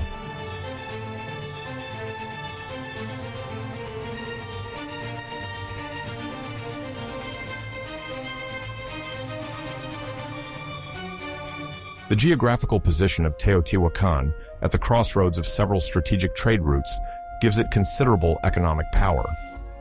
Obsidian, a glassy and sharp volcanic stone, is particularly important as it is used in the production of tools, weapons, and ritual objects. Controlling the green obsidian deposits, primarily located in the Pachuca region, grants Teotihuacan a near-absolute monopoly on the production and distribution of this material. Simultaneously, the city maintains military ties with its neighbors, as evidenced by depictions of warriors, sometimes adorned with deer or jaguar helmets, in mural paintings. This combination of economic and military influence makes Teotihuacan a central player in the emergence of new elites in the Maya area.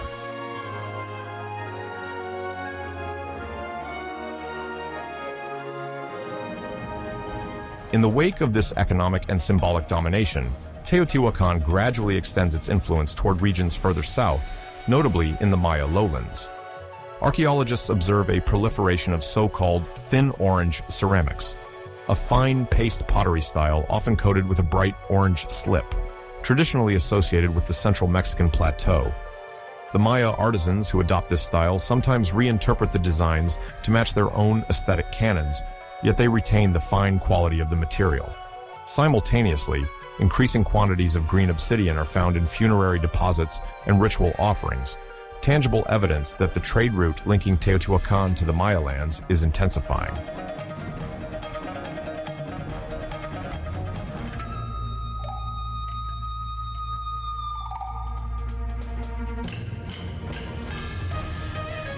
Just like the thin orange ceramics, the adoption of the talud tablero architectural style in the Petén becomes one of the most evident markers of Teotihuacan influence. Talud tablero is characterized by a series of vertical panels tabluded atop sloping inclines taluds. This construction form is particularly visible in many Teotihuacan monuments, notably on the facade of the Pyramid of the Moon. In Maya sites experimenting with this style, such as Tikal, There are tombs and temples presenting talud tablero elements. This phenomenon suggests the arrival of groups affiliated with Teotihuacan, or at least a strong desire to imitate the aesthetic and spirituality associated with this dominant city.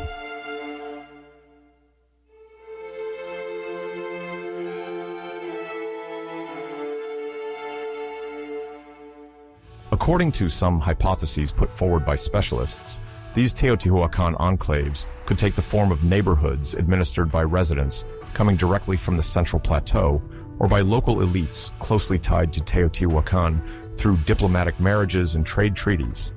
Ceramics, figurines, and even weapons bear motifs typical of the so-called Middle Teotihuacan style, to the point that some researchers see the presence of a diaspora. In Petén, many ritual objects reveal a hybridization. The Maya symbolism of ancestors and the cosmos mingles with the more martial and centralized iconography of Teotihuacan. This cultural fusion later influenced the formation of powerful lineages in Tikal and other cities, eager to display direct links with the prestigious metropolis.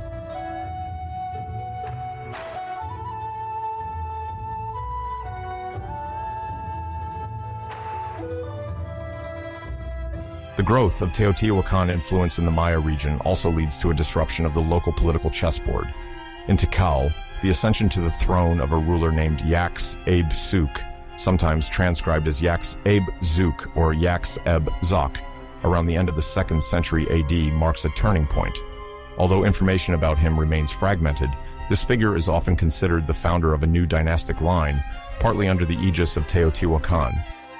Later, stelae and monuments mention him as a legendary ancestor, reinforcing the idea that he initiated structural reforms. Moreover, the iconography associated with his reign shows a progressive intertwining between Maya ritual traditions and symbols of power borrowed from Teotihuacan.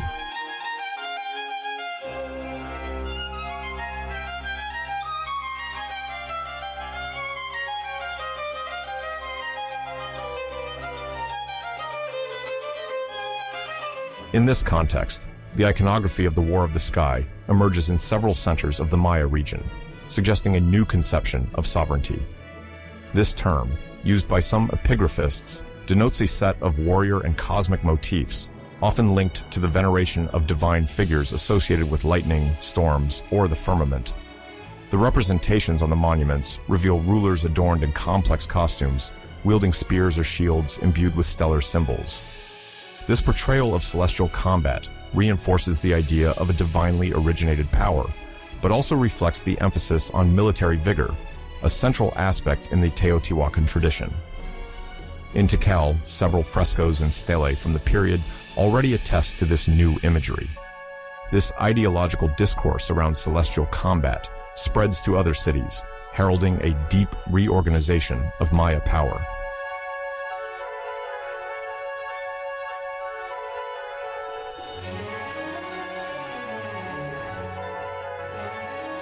The rise of Yax Eb Suk thus helps to cement this political transformation, placing Tikal in the direct orbit of Teotihuacan, or, at the very least, establishing it as a regional standard-bearer of Mexican power.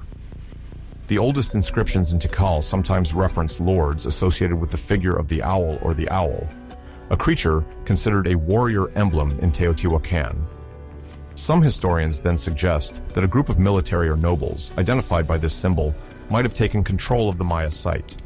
Regardless, from the end of the 2nd century and the beginning of the 3rd, Tikal progressively consolidates its relations with other neighboring cities, while exchanging artisans, priests, and ambassadors who perpetuate the Teotihuacan style throughout the region.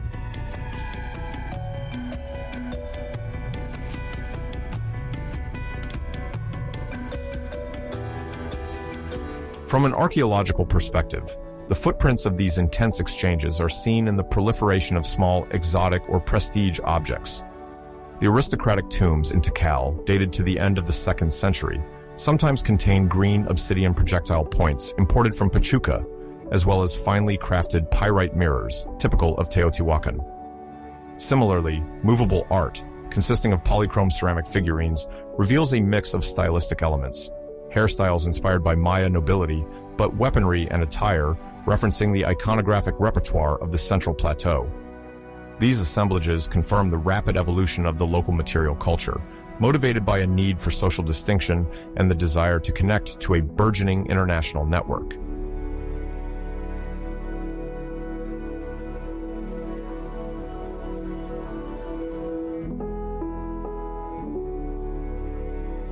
In parallel, some remains suggest a direct presence of Teotihuacan dignitaries or ambassadors at Tikal, and even in other cities of the Petén.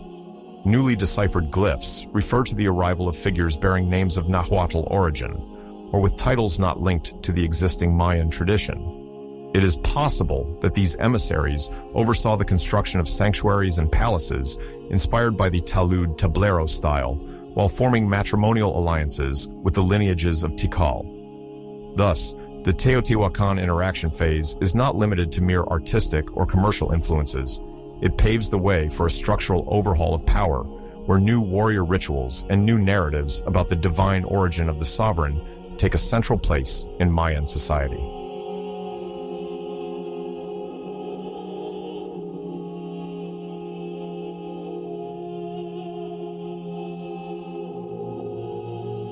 The implications of this political transformation go far beyond the framework of Tikal. Other major sites, such as Uaxactun or Holmul, also seem to have integrated direct references to Teotihuacan, whether it be architectural components or religious symbols. Alliances are formed, creating expanded political networks where the legitimacy of the sovereign is associated with their connection to warrior cosmology. The rituals of enthronement are sometimes accompanied by consecrations of temples reminiscent of those of the Mexican metropolis, with bas reliefs depicting processions of dignitaries holding effigies of celestial deities. Everything indicates that this process was not imposed by force, but rather resulted from a phenomenon of emulation, with the Maya elites seeing in the power of Teotihuacan a model likely to strengthen their own authority.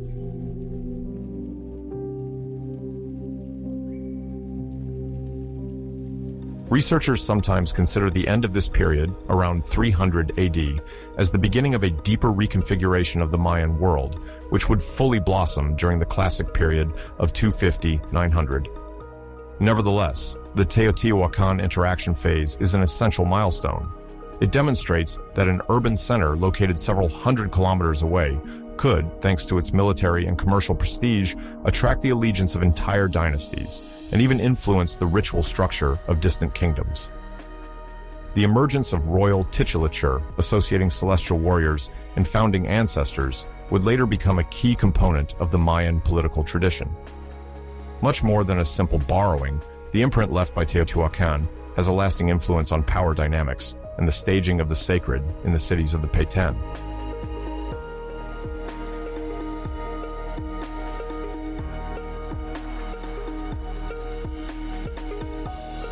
During the period spanning approximately 250 to 450 AD, the Mayan civilization undergoes a foundational transition towards what is known as the early Classic. In the forested regions of present-day Petén in Guatemala, as well as in the adjacent areas of Mexico and Belize, once modest urban centers rapidly transform into complex cities. These sites adopt monumental architecture, develop dynastic rituals, and form vast alliances. Trade and political connections extend far beyond the Mayan world, even encompassing the powerful city of Teotihuacan, located in the Central Valley of Mexico. The Mayan rulers of this period, increasingly aware of their sacred role, rely on the nascent hieroglyphic writing to inscribe their narratives on stone stelae. In this growth, two major poles stand out clearly: Tikal and Calakmul, whose rivalry will be one of the main threads of Mayan history. Meanwhile, other capitals develop, such as Palenque in the western lowlands, initiating certain architectural innovations foreshadowing future splendor. The competing city-states of this era also engage in the study of the stars, the creation of complex calendars, and the formulation of cosmological concepts that will shape Mayan spirituality for centuries to come.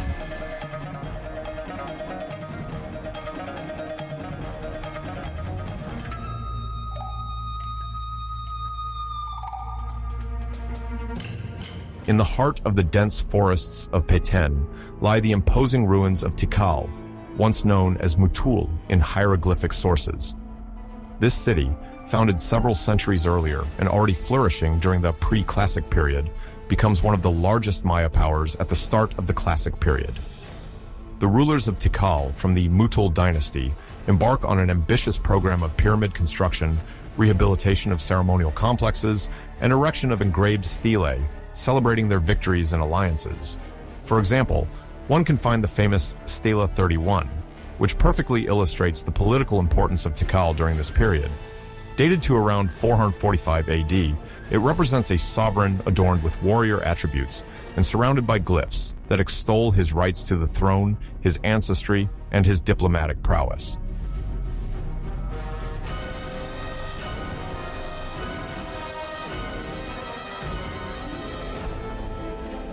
Less than 100 kilometers to the north, in the current Mexican state of Campeche, stands the imposing city of Calakmul, known in inscriptions as the Kaan Kingdom. This name, Kaan, is often translated as snake or kingdom of the snake, and the serpent becomes a recurring symbol in dynastic emblems. Although the origins of Calakmul also date back to the end of the Preclassic period, it gains importance as Tikal extends its influence. The elites of Calakmul then seek to seize commercial spheres of influence and vital trade routes necessary for the survival and prosperity of any Maya city of this era. Archaeological remains suggest that growing tension arises between these two poles, as each strives to rally smaller peripheral cities to itself. Alliances form and dissolve with the goal of consolidating the power of one or the other of the great cities.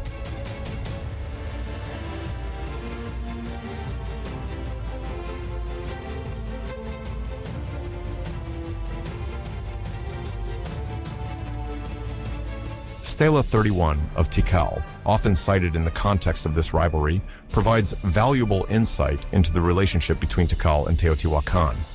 According to various researchers, some of whom have partially reconstructed the inscriptions, this stela refers to a diplomatic alliance, or at least a political influence, that the Mexican city of Teotihuacan exerted over Tikal. From the Valley of Mexico, Teotihuacan constitutes a true commercial and military empire. Green obsidian, one of its main resources, circulates over great distances. Its prestige reflects on local dynasties that sometimes oblige their sovereigns to emphasize their ties with this metropolis.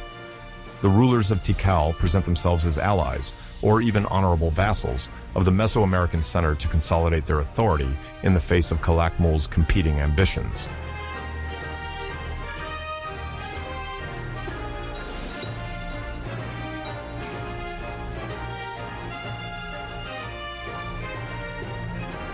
At the same time, Calakmul is not lagging behind in forging political contacts and consolidating its aura. The Serpentine city, built on a vast natural platform, controls a large agricultural basin and benefits from a network of satellite sites. The stelae of Calakmul, rarer for this period, nevertheless suggest a society led by an elite eager to rival Tikal. Archaeologists detect the first signs of a dynastic cult similar to that of Tikal: dedicated monuments, representations of the sovereign with quasi-divine traits, and the highlighting of a legitimate lineage.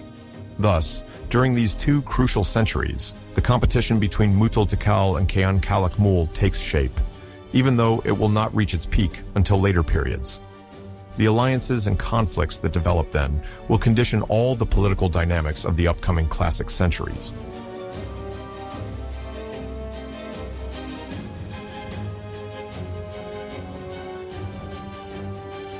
This emerging rivalry has major repercussions on all neighboring cities that must choose sides or attempt to maintain a fragile balance through diplomacy. Essential trade routes for transporting obsidian, cocoa, salt, and other strategic goods become a favored area of maneuver. As Tikal attempts to lock down access to resources, Calakmul seeks to bypass routes and establish its own network of alliances. In this way, the struggles for influence become more complex, and the Maya rulers strengthen the administrative organization of their kingdoms. The erection of new urban structures, the development of large ceremonial complexes, and the production of stelae increase considerably, as evidenced by excavations carried out on these two colossal sites.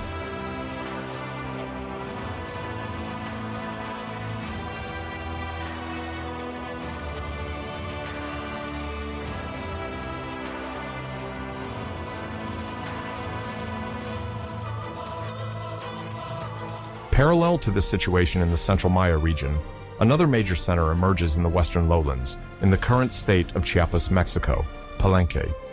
Called La Camha in epigraphic texts, which means great waters in Maya, the city benefits from a unique location at the border of tropical plains and the first mountainous undulations of the Sierra.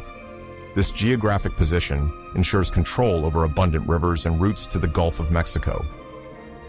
During the period 250–450 AD, Palenque has not yet reached the peak associated later with the reign of Kinich Janab Pakal, who would govern in the 7th century, but it already shows signs of a singular cultural and architectural development.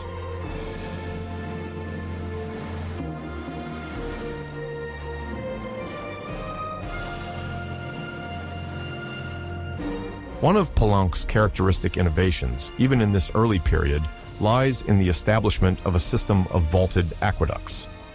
While most Maya cities channel water through surface reservoirs or rudimentary canals, Palenque demonstrates a more ambitious engineering initiative. The remains found reveal stone channels carefully fitted, allowing water to flow smoothly under certain parts of the city.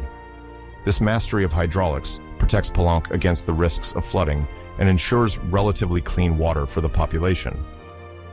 Furthermore, this arrangement bestows a prestigious status on the royal court, which then presents itself as the guarantor of the balance between water, the source of life, and the needs of the city.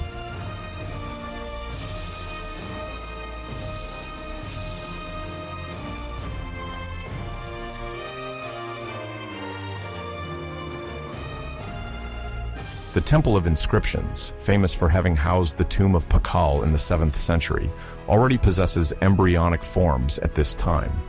Archaeologists sometimes speak of a pre-Pakal prototype to describe the initial architectural cores found beneath later upper levels. The precise identity of the rulers who initiated these constructions remains unknown, as the epigraphic records from this period are fragmentary. However, the frescoes, reliefs, and iconographic elements discovered testify to a style unique to Palenque, less rigid than that of some Payten cities, with a particular focus on the fluidity of lines and the representation of divine entities linked to water and plant growth.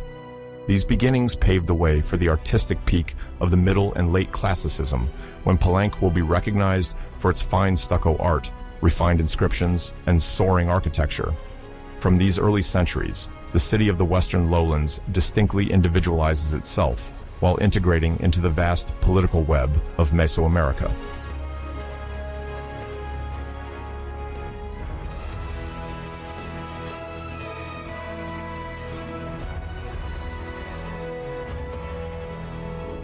In such a context of rivalries, monumental constructions, and dynastic politics, Maya scientific and cosmological thought does not lag behind.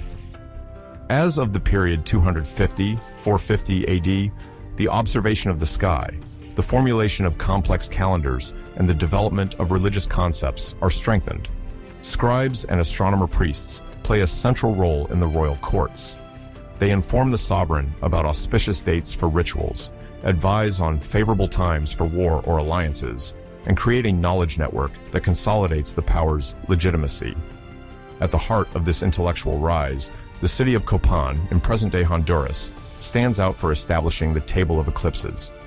This expression refers to a set of calculations allowing for the prediction of lunar, and sometimes solar, eclipses over long periods. Although the exact monument where these tables were inscribed is not always clearly identified, various stele and fragmentary inscriptions suggest a high level of precision.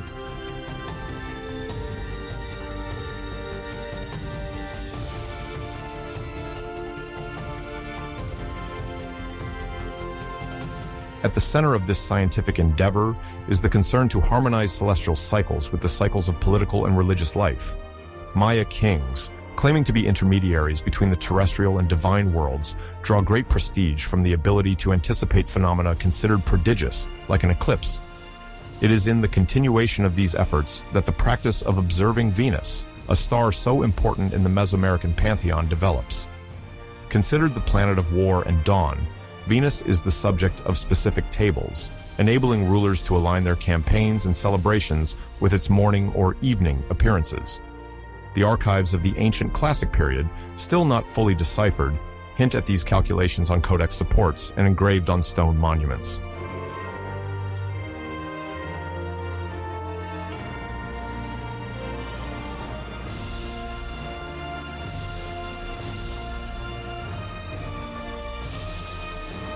An outstanding example of scriptural and cosmological learning from this era is located at the site of Zultun in the northeastern Petén, Guatemala. Today, covered by the jungle, this vast urban complex holds a rare treasure, a stone codex painted on the walls of a small room, unearthed during recent excavations.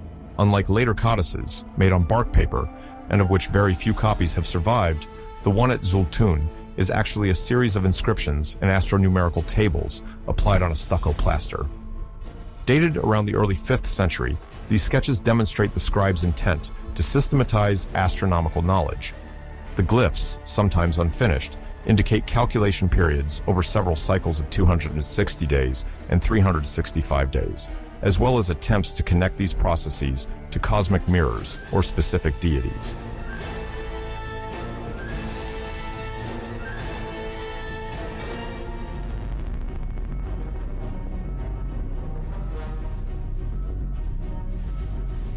Through this stone codex from Zultun, we notice the emergence of a learned elite responsible for ensuring the coherence of the calendar.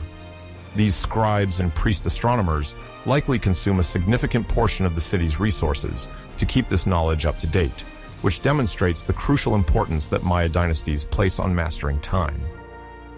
From this perspective, science goes far beyond mere intellectual curiosity.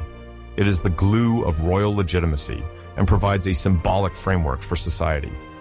Predicting an eclipse, understanding the phases of Venus, or linking a birth anniversary to the fate of a royal newborn are all part of the same logic, affirming the cosmic order embodied by the sovereign.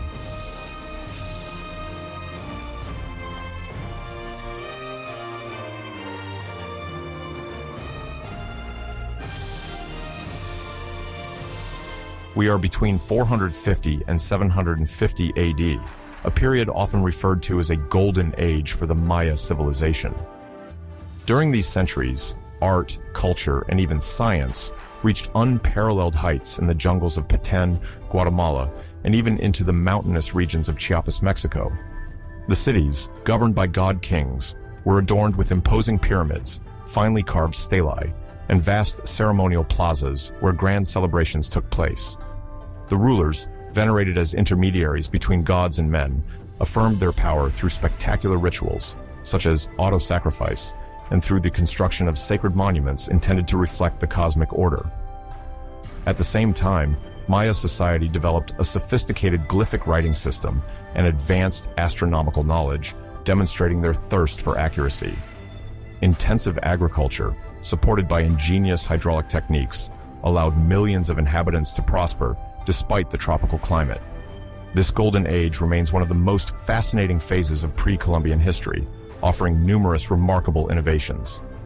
In the lines that follow, we will focus solely on the major aspects that emerged during this period: urban planning, royal figures, economy, arts, sciences, rituals, and demographic conditions. Although each region had its own peculiarities, all contributed to the shared splendor of a civilization that, in the centuries to come, would continue to influence all of Mesoamerica.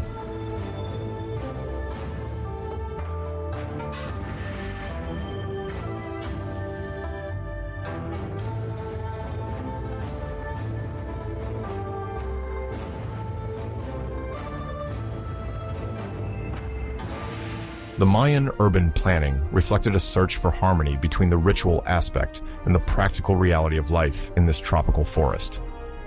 At the heart of the cities stood triadic acropolises, composed of 3 pyramids, often arranged on a vast, elevated platform.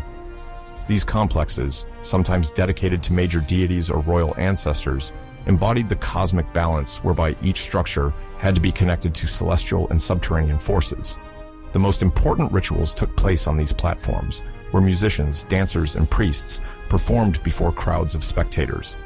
To connect the different sectors of the city, the Mayans used sakbiob, radial roads built of stone and covered with white stucco. Raised above the surrounding terrain, they facilitated the movement of religious processions and convoys loaded with precious resources. They also signaled the power of the city to its visitors, as following these sacred routes amounted to honoring the centrality of the local elite. Moreover, water management remained crucial in a region subject to marked seasonal alternations. The Mayan engineers constructed hieromorphic reservoirs, meaning basins carefully built to collect and store rainwater.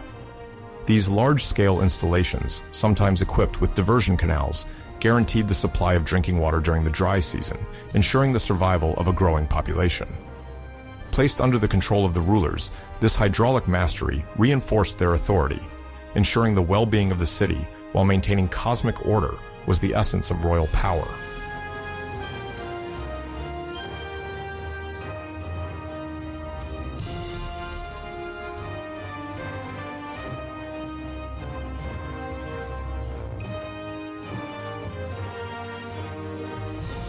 In this sumptuous urban setting, the figure of the king played a central role, embodying the link between supernatural forces and the community.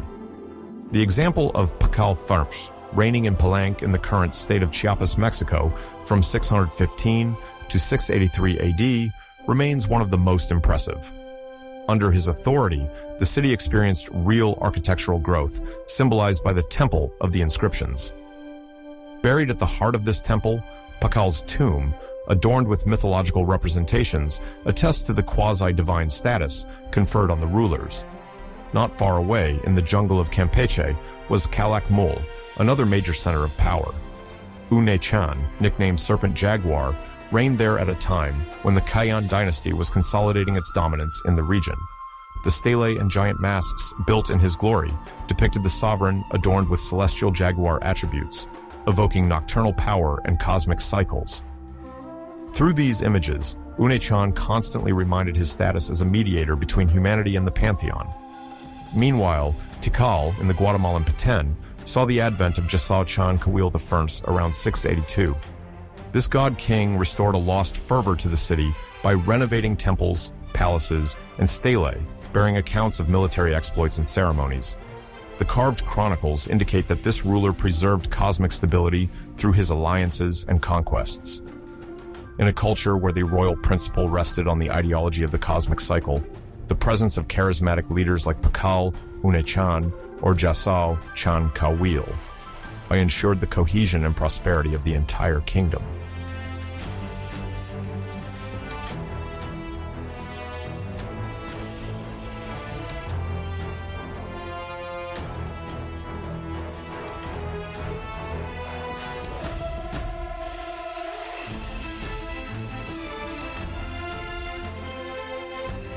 The Mayan economy of the Golden Age extended over vast territories, connected by a multitude of land and river routes. At Punta Icacos, for example, salt extraction was a vital activity, as this mineral was used for food preservation and maintaining health. Further south, in the humid forests, the quetzal bird was hunted, prized for its emerald green feathers, a symbol of royal power and a favored ornament for the elite's headdresses.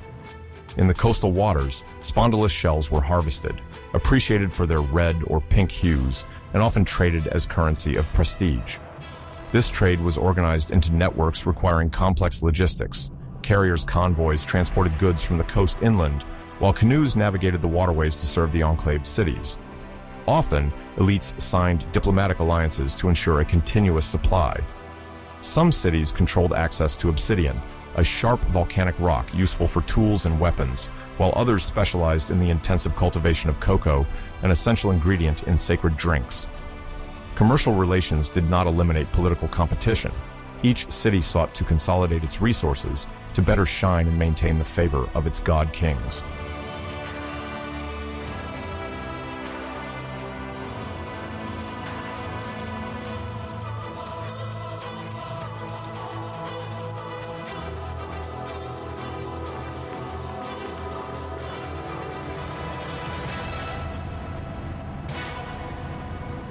The period in question was particularly fertile in terms of artistic and literary achievements.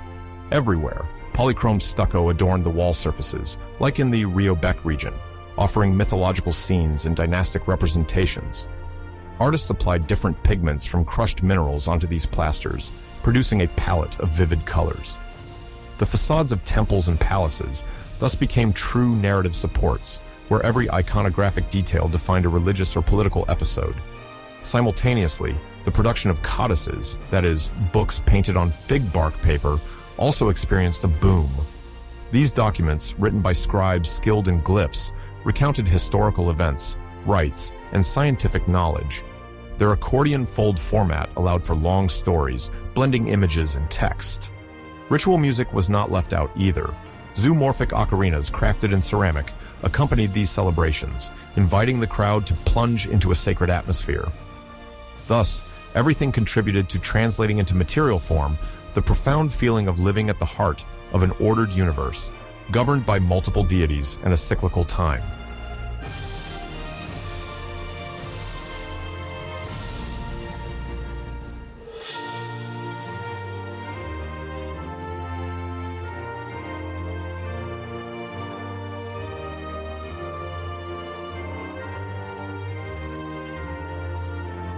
If the artistic work of the Maya impresses, their mathematical and astronomical knowledge is no less spectacular. The Maya used a vigesimal numeral system, base 20, recording each unit with dots, while bars represented a group of 5.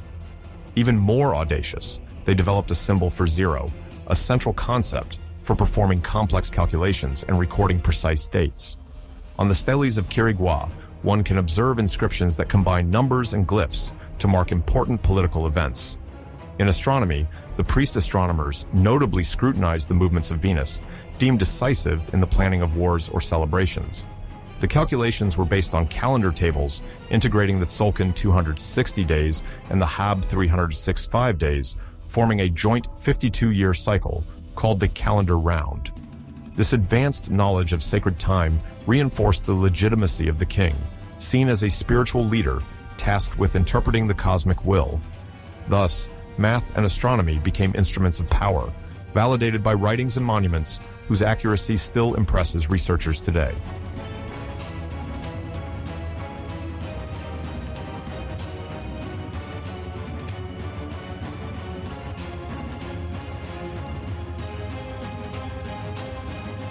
City life was particularly vibrant during sacred festivals, which could include the famous ball game. The game, played on a field framed by 2 walls or stands, featured 2 teams striving to keep a rubber ball in the air, mainly using their hips.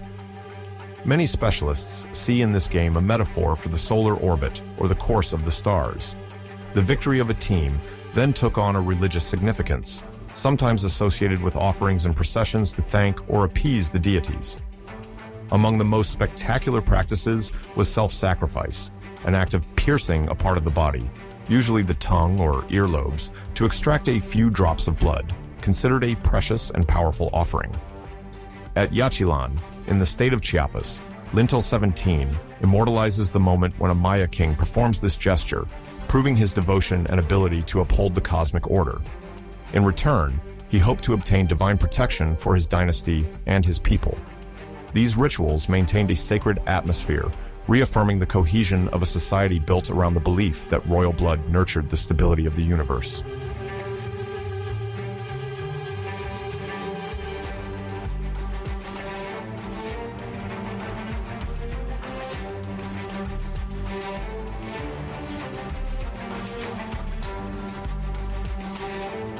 The Maya population during this golden age is often estimated to be between 10 and 12 million people, spread from the Yucatan to the Guatemalan highlands.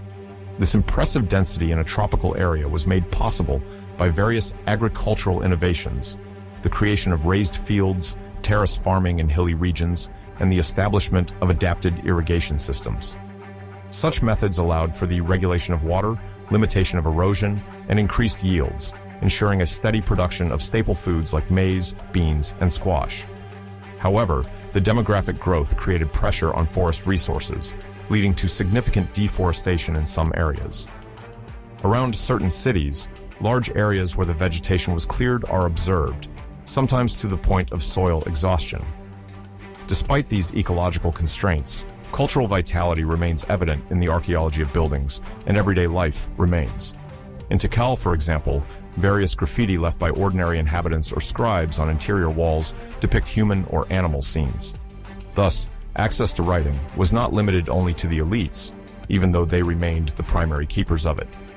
Moreover, the discovery of the signature master of the jaguar serpent on some reliefs testifies to the existence of artisans recognized for their talent and the appreciation of an individual artistic identity. This effervescence reflects a world in full bloom, where urban expansion, intensive agriculture, and artistic creation coexisted under the ideological tutelage of god-kings.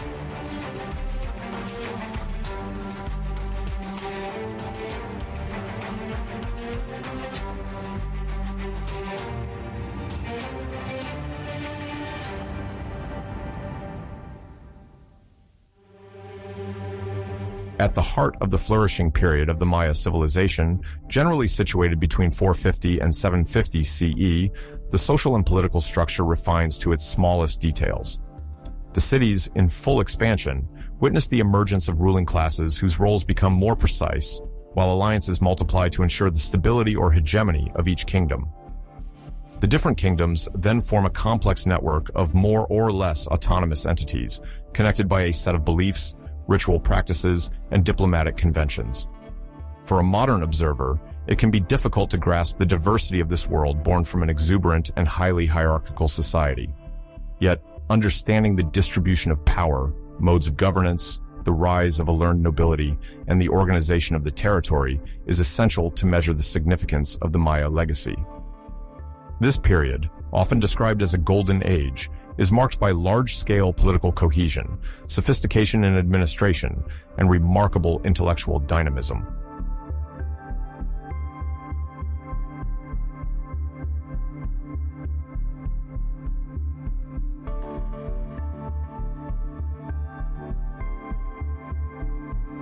The term Ajal, sometimes transcribed as Ahau, refers in the Maya language to the lord or sovereign at the top of the political pyramid. During the Golden Age, this title gains prestige. The Ajah is not simply a war chief or a temporal governor. It carries a sacred dimension, often considered as an intermediary between the human world and the realm of the gods. The inscriptions on stelae found in many Maya cities testify to this quasi-divine aura. Each Ajah presided over major ceremonies, such as the end of certain cycles of the Maya calendar, symbolizing cosmic harmony.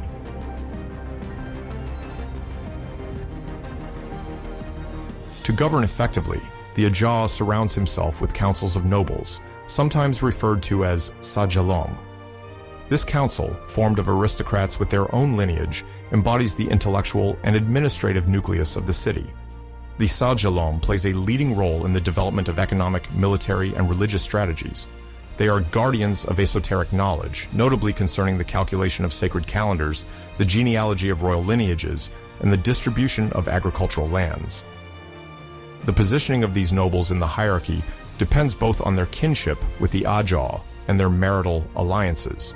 Moreover, each noble is associated with a title specifying his function. Some oversee the collection of tributes, others administer remote sanctuaries, while some specialize in intercity diplomacy.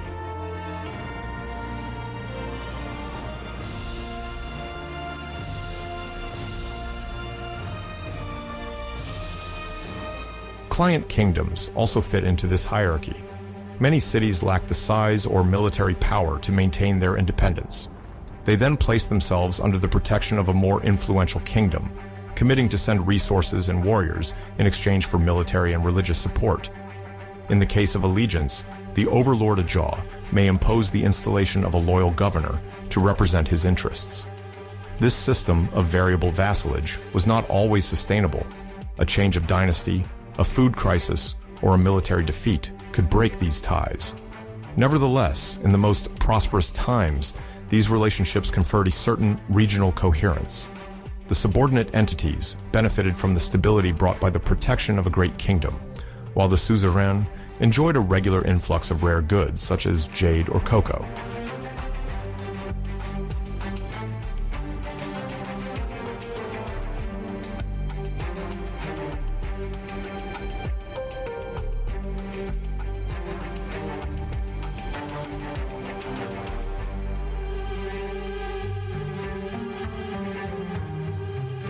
At the top of the structure, the Supreme Ajah was often considered the epicenter of all religious manifestations. Complex rites, centered around dynastic legitimacy, served to organize power. For example, each royal enthronement gave rise to great ceremonies during which the Ajah took an oath, sometimes donning costumes rich in symbolism, feathered headdresses, jade or shell ornaments, zoomorphic representations painted on the body. The elites reinforced the idea that cosmic harmony depended directly on the legitimacy of the royal authority.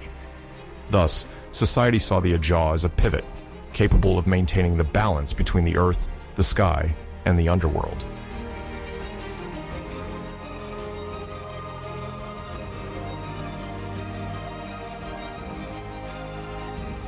On the scale of the Maya city-states, the law was not codified in the same way it is in the modern world.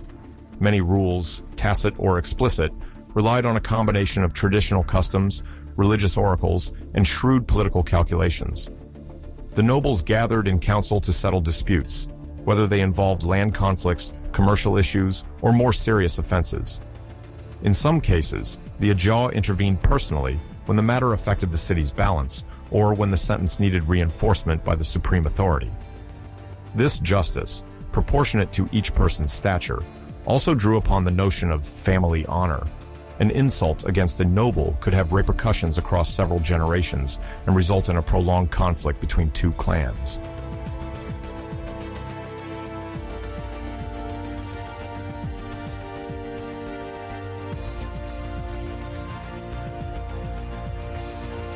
Diplomacy, in turn, took on a dual form, one part peaceful exchange, the other a demonstration of force. Dynastic marriages constituted a significant political tool. For example, a prince from Dos Pilas might ally with a princess from Canquén to strengthen ties between these two cities, located in what is now Guatemala. Marriage sealed a pact that went beyond the mere union of two individuals. It ensured the circulation of resources, relative peace, or even military assistance between two crowned heads. Glyphic inscriptions engraved on commemorative monuments often indicate the date of this type of alliance, considered a major event in the fate of a dynasty.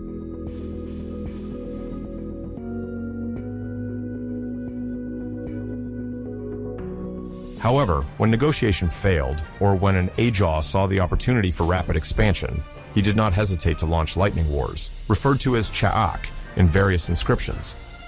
The term cha'ak, which can be translated as cut or split, refers to the swiftness of these military campaigns. Generally well planned, they combine discreet infiltration with sudden assault to destabilize the adversary. Stele and mural frescoes sometimes depict captives from these wars, displayed during victory ceremonies. Not always equipped with an extensive logistics network, the Maya armies favored these brief operations, designed to strike the enemy at the heart of their defenses before they could react. Capturing enemy leaders or seizing a major ritual site was crucial for affirming the victor's superiority.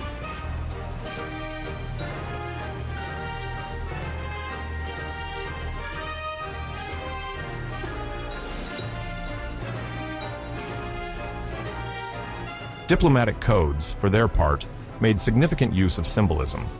The exchange of exotic gifts, feathered ornaments, or jade jewelry emphasized the desire for rapprochement. The reception of emissaries led to rituals with incense, the presentation of foods considered prestigious, fermented cocoa, meats seasoned with local spices, and the offering of woven or carved gifts. In addition, certain Ajah organized grand calendar festivals to display their hospitality before foreign visitors, hoping to consolidate their reputation as cultivated and munificent sovereigns.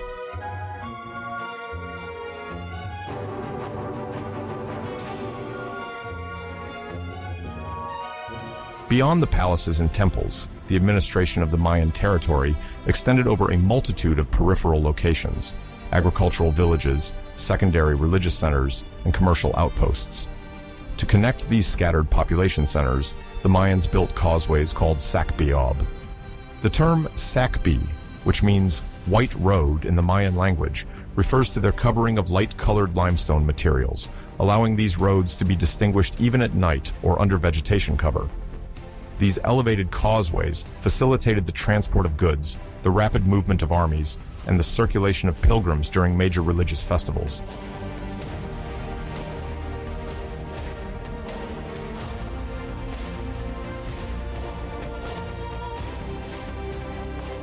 Each sakbe was placed under the responsibility of a local steward, appointed by the aja, or one of his close advisors. This steward ensured the maintenance of the road and traveler's safety. He also supervised any rest stations and sometimes collected symbolic taxes in the form of agricultural produce or other regional products. The stewards regularly reported to the capital, particularly regarding the condition of arable lands, caravan activity, or the attendance of religious complexes.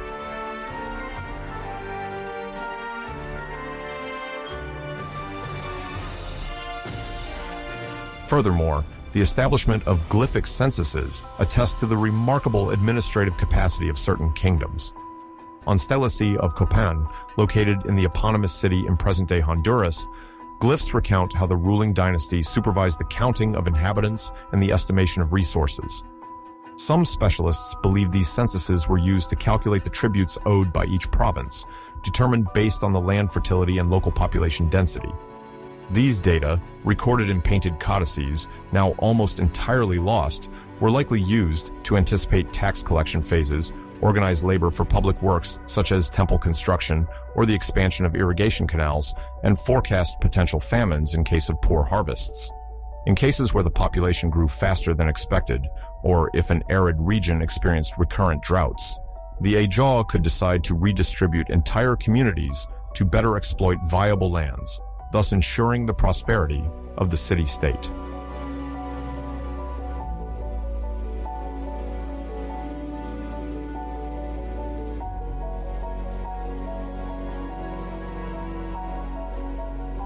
Thanks to this territorial organization, each major center radiated over a vast and structured area of influence. The efficiency of this model foreshadowed, in some aspects, modern state systems. Harmonization of exchanges, centralized resource collection, and the establishment of reliable communication routes maintained the cohesion of a fragmented state, yet driven by the same ambition: to endure in a world where the tropical ecosystem required meticulous control of both hydraulic resources and populations.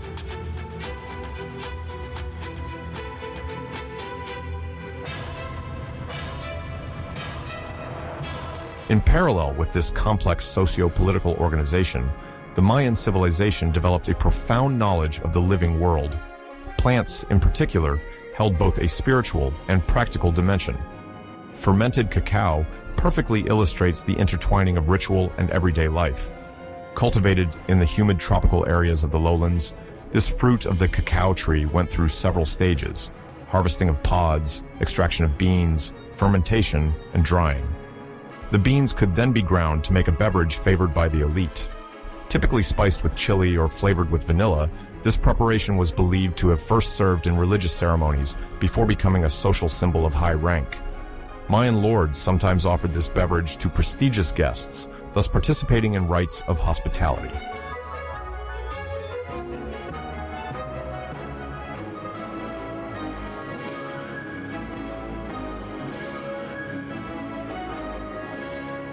Belche, a mead made from honey and bark, also holds a central place in sacred botany. The bark came from a local tree, and its maceration in honey produced a fermented drink used in various propitiatory rituals. The Mayans believed that the collective consumption of balche strengthened community bonds and elicited the goodwill of divine entities. Some hypotheses suggest that certain rituals involve sprinkling a little balche on altars and idols to feed the invisible forces.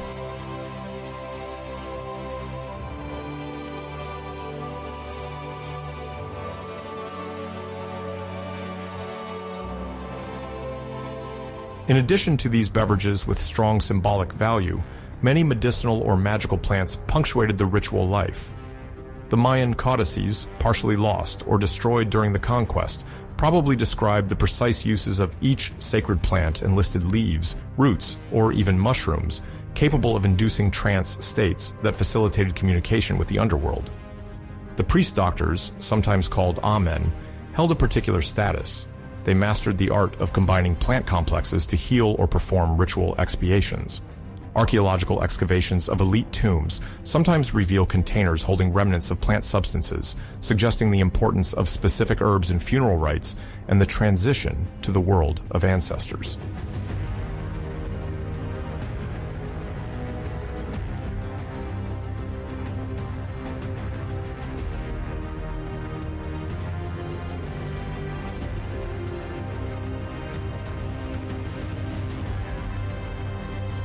Aside from spirituality, Mayan medicine, much like botany, presents an extremely pragmatic approach based on careful observation of the environment.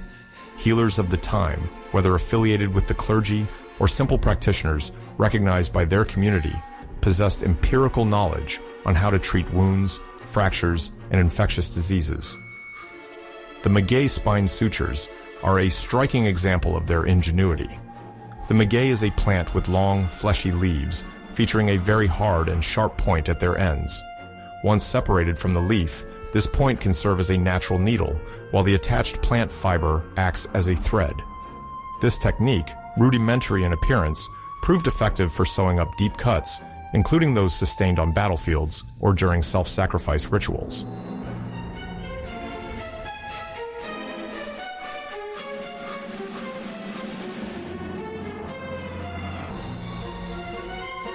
The copal resin plasters illustrate another aspect of this empirical medicine. Copal, a resin extracted from various tropical trees, emits a characteristic odor when burned. This incense was used in spiritual ceremonies, but the raw resin could be applied directly to wounds to promote healing. Warmed and made malleable, it formed a natural bandage that protected the lesion from moisture and many contaminations.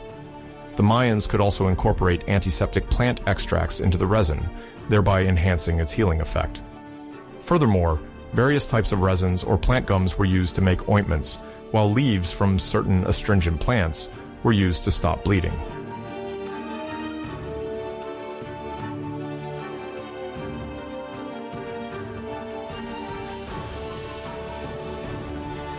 Even more surprising is the decorative dentistry, which shows how body care involved both aesthetic criteria and an understanding of advanced techniques. The Mayan elite, concerned with their appearance, would have fine jade or turquoise stones inlaid directly onto the surface of their front teeth. This practice required drilling the dentin with a rudimentary tool, probably a hardwood stick coated with a mineral abrasive.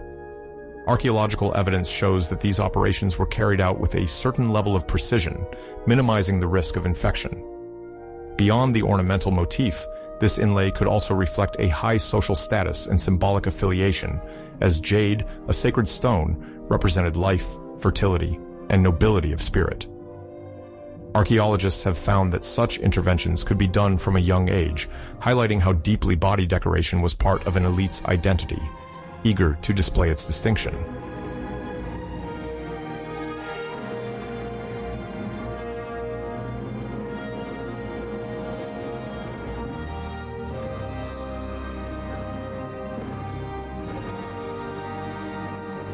Mayan medical knowledge did not stop at external treatment techniques. Various texts suggest that treatments for internal ailments existed, involving decoctions of specific plants. Some remedies were intended to combat fever, calm stomach aches, or relieve joint pain. Local populations could thus benefit from concoctions made from leaves, bark, and roots, exchanged through trade networks spanning the entire Mayan world. In urban markets, herbalists sold dried or fresh preparations to families in search of health solutions. The priest doctors often played an advisory role in the selection of these remedies and could recommend propitiatory offerings if the illness was interpreted as a divine curse.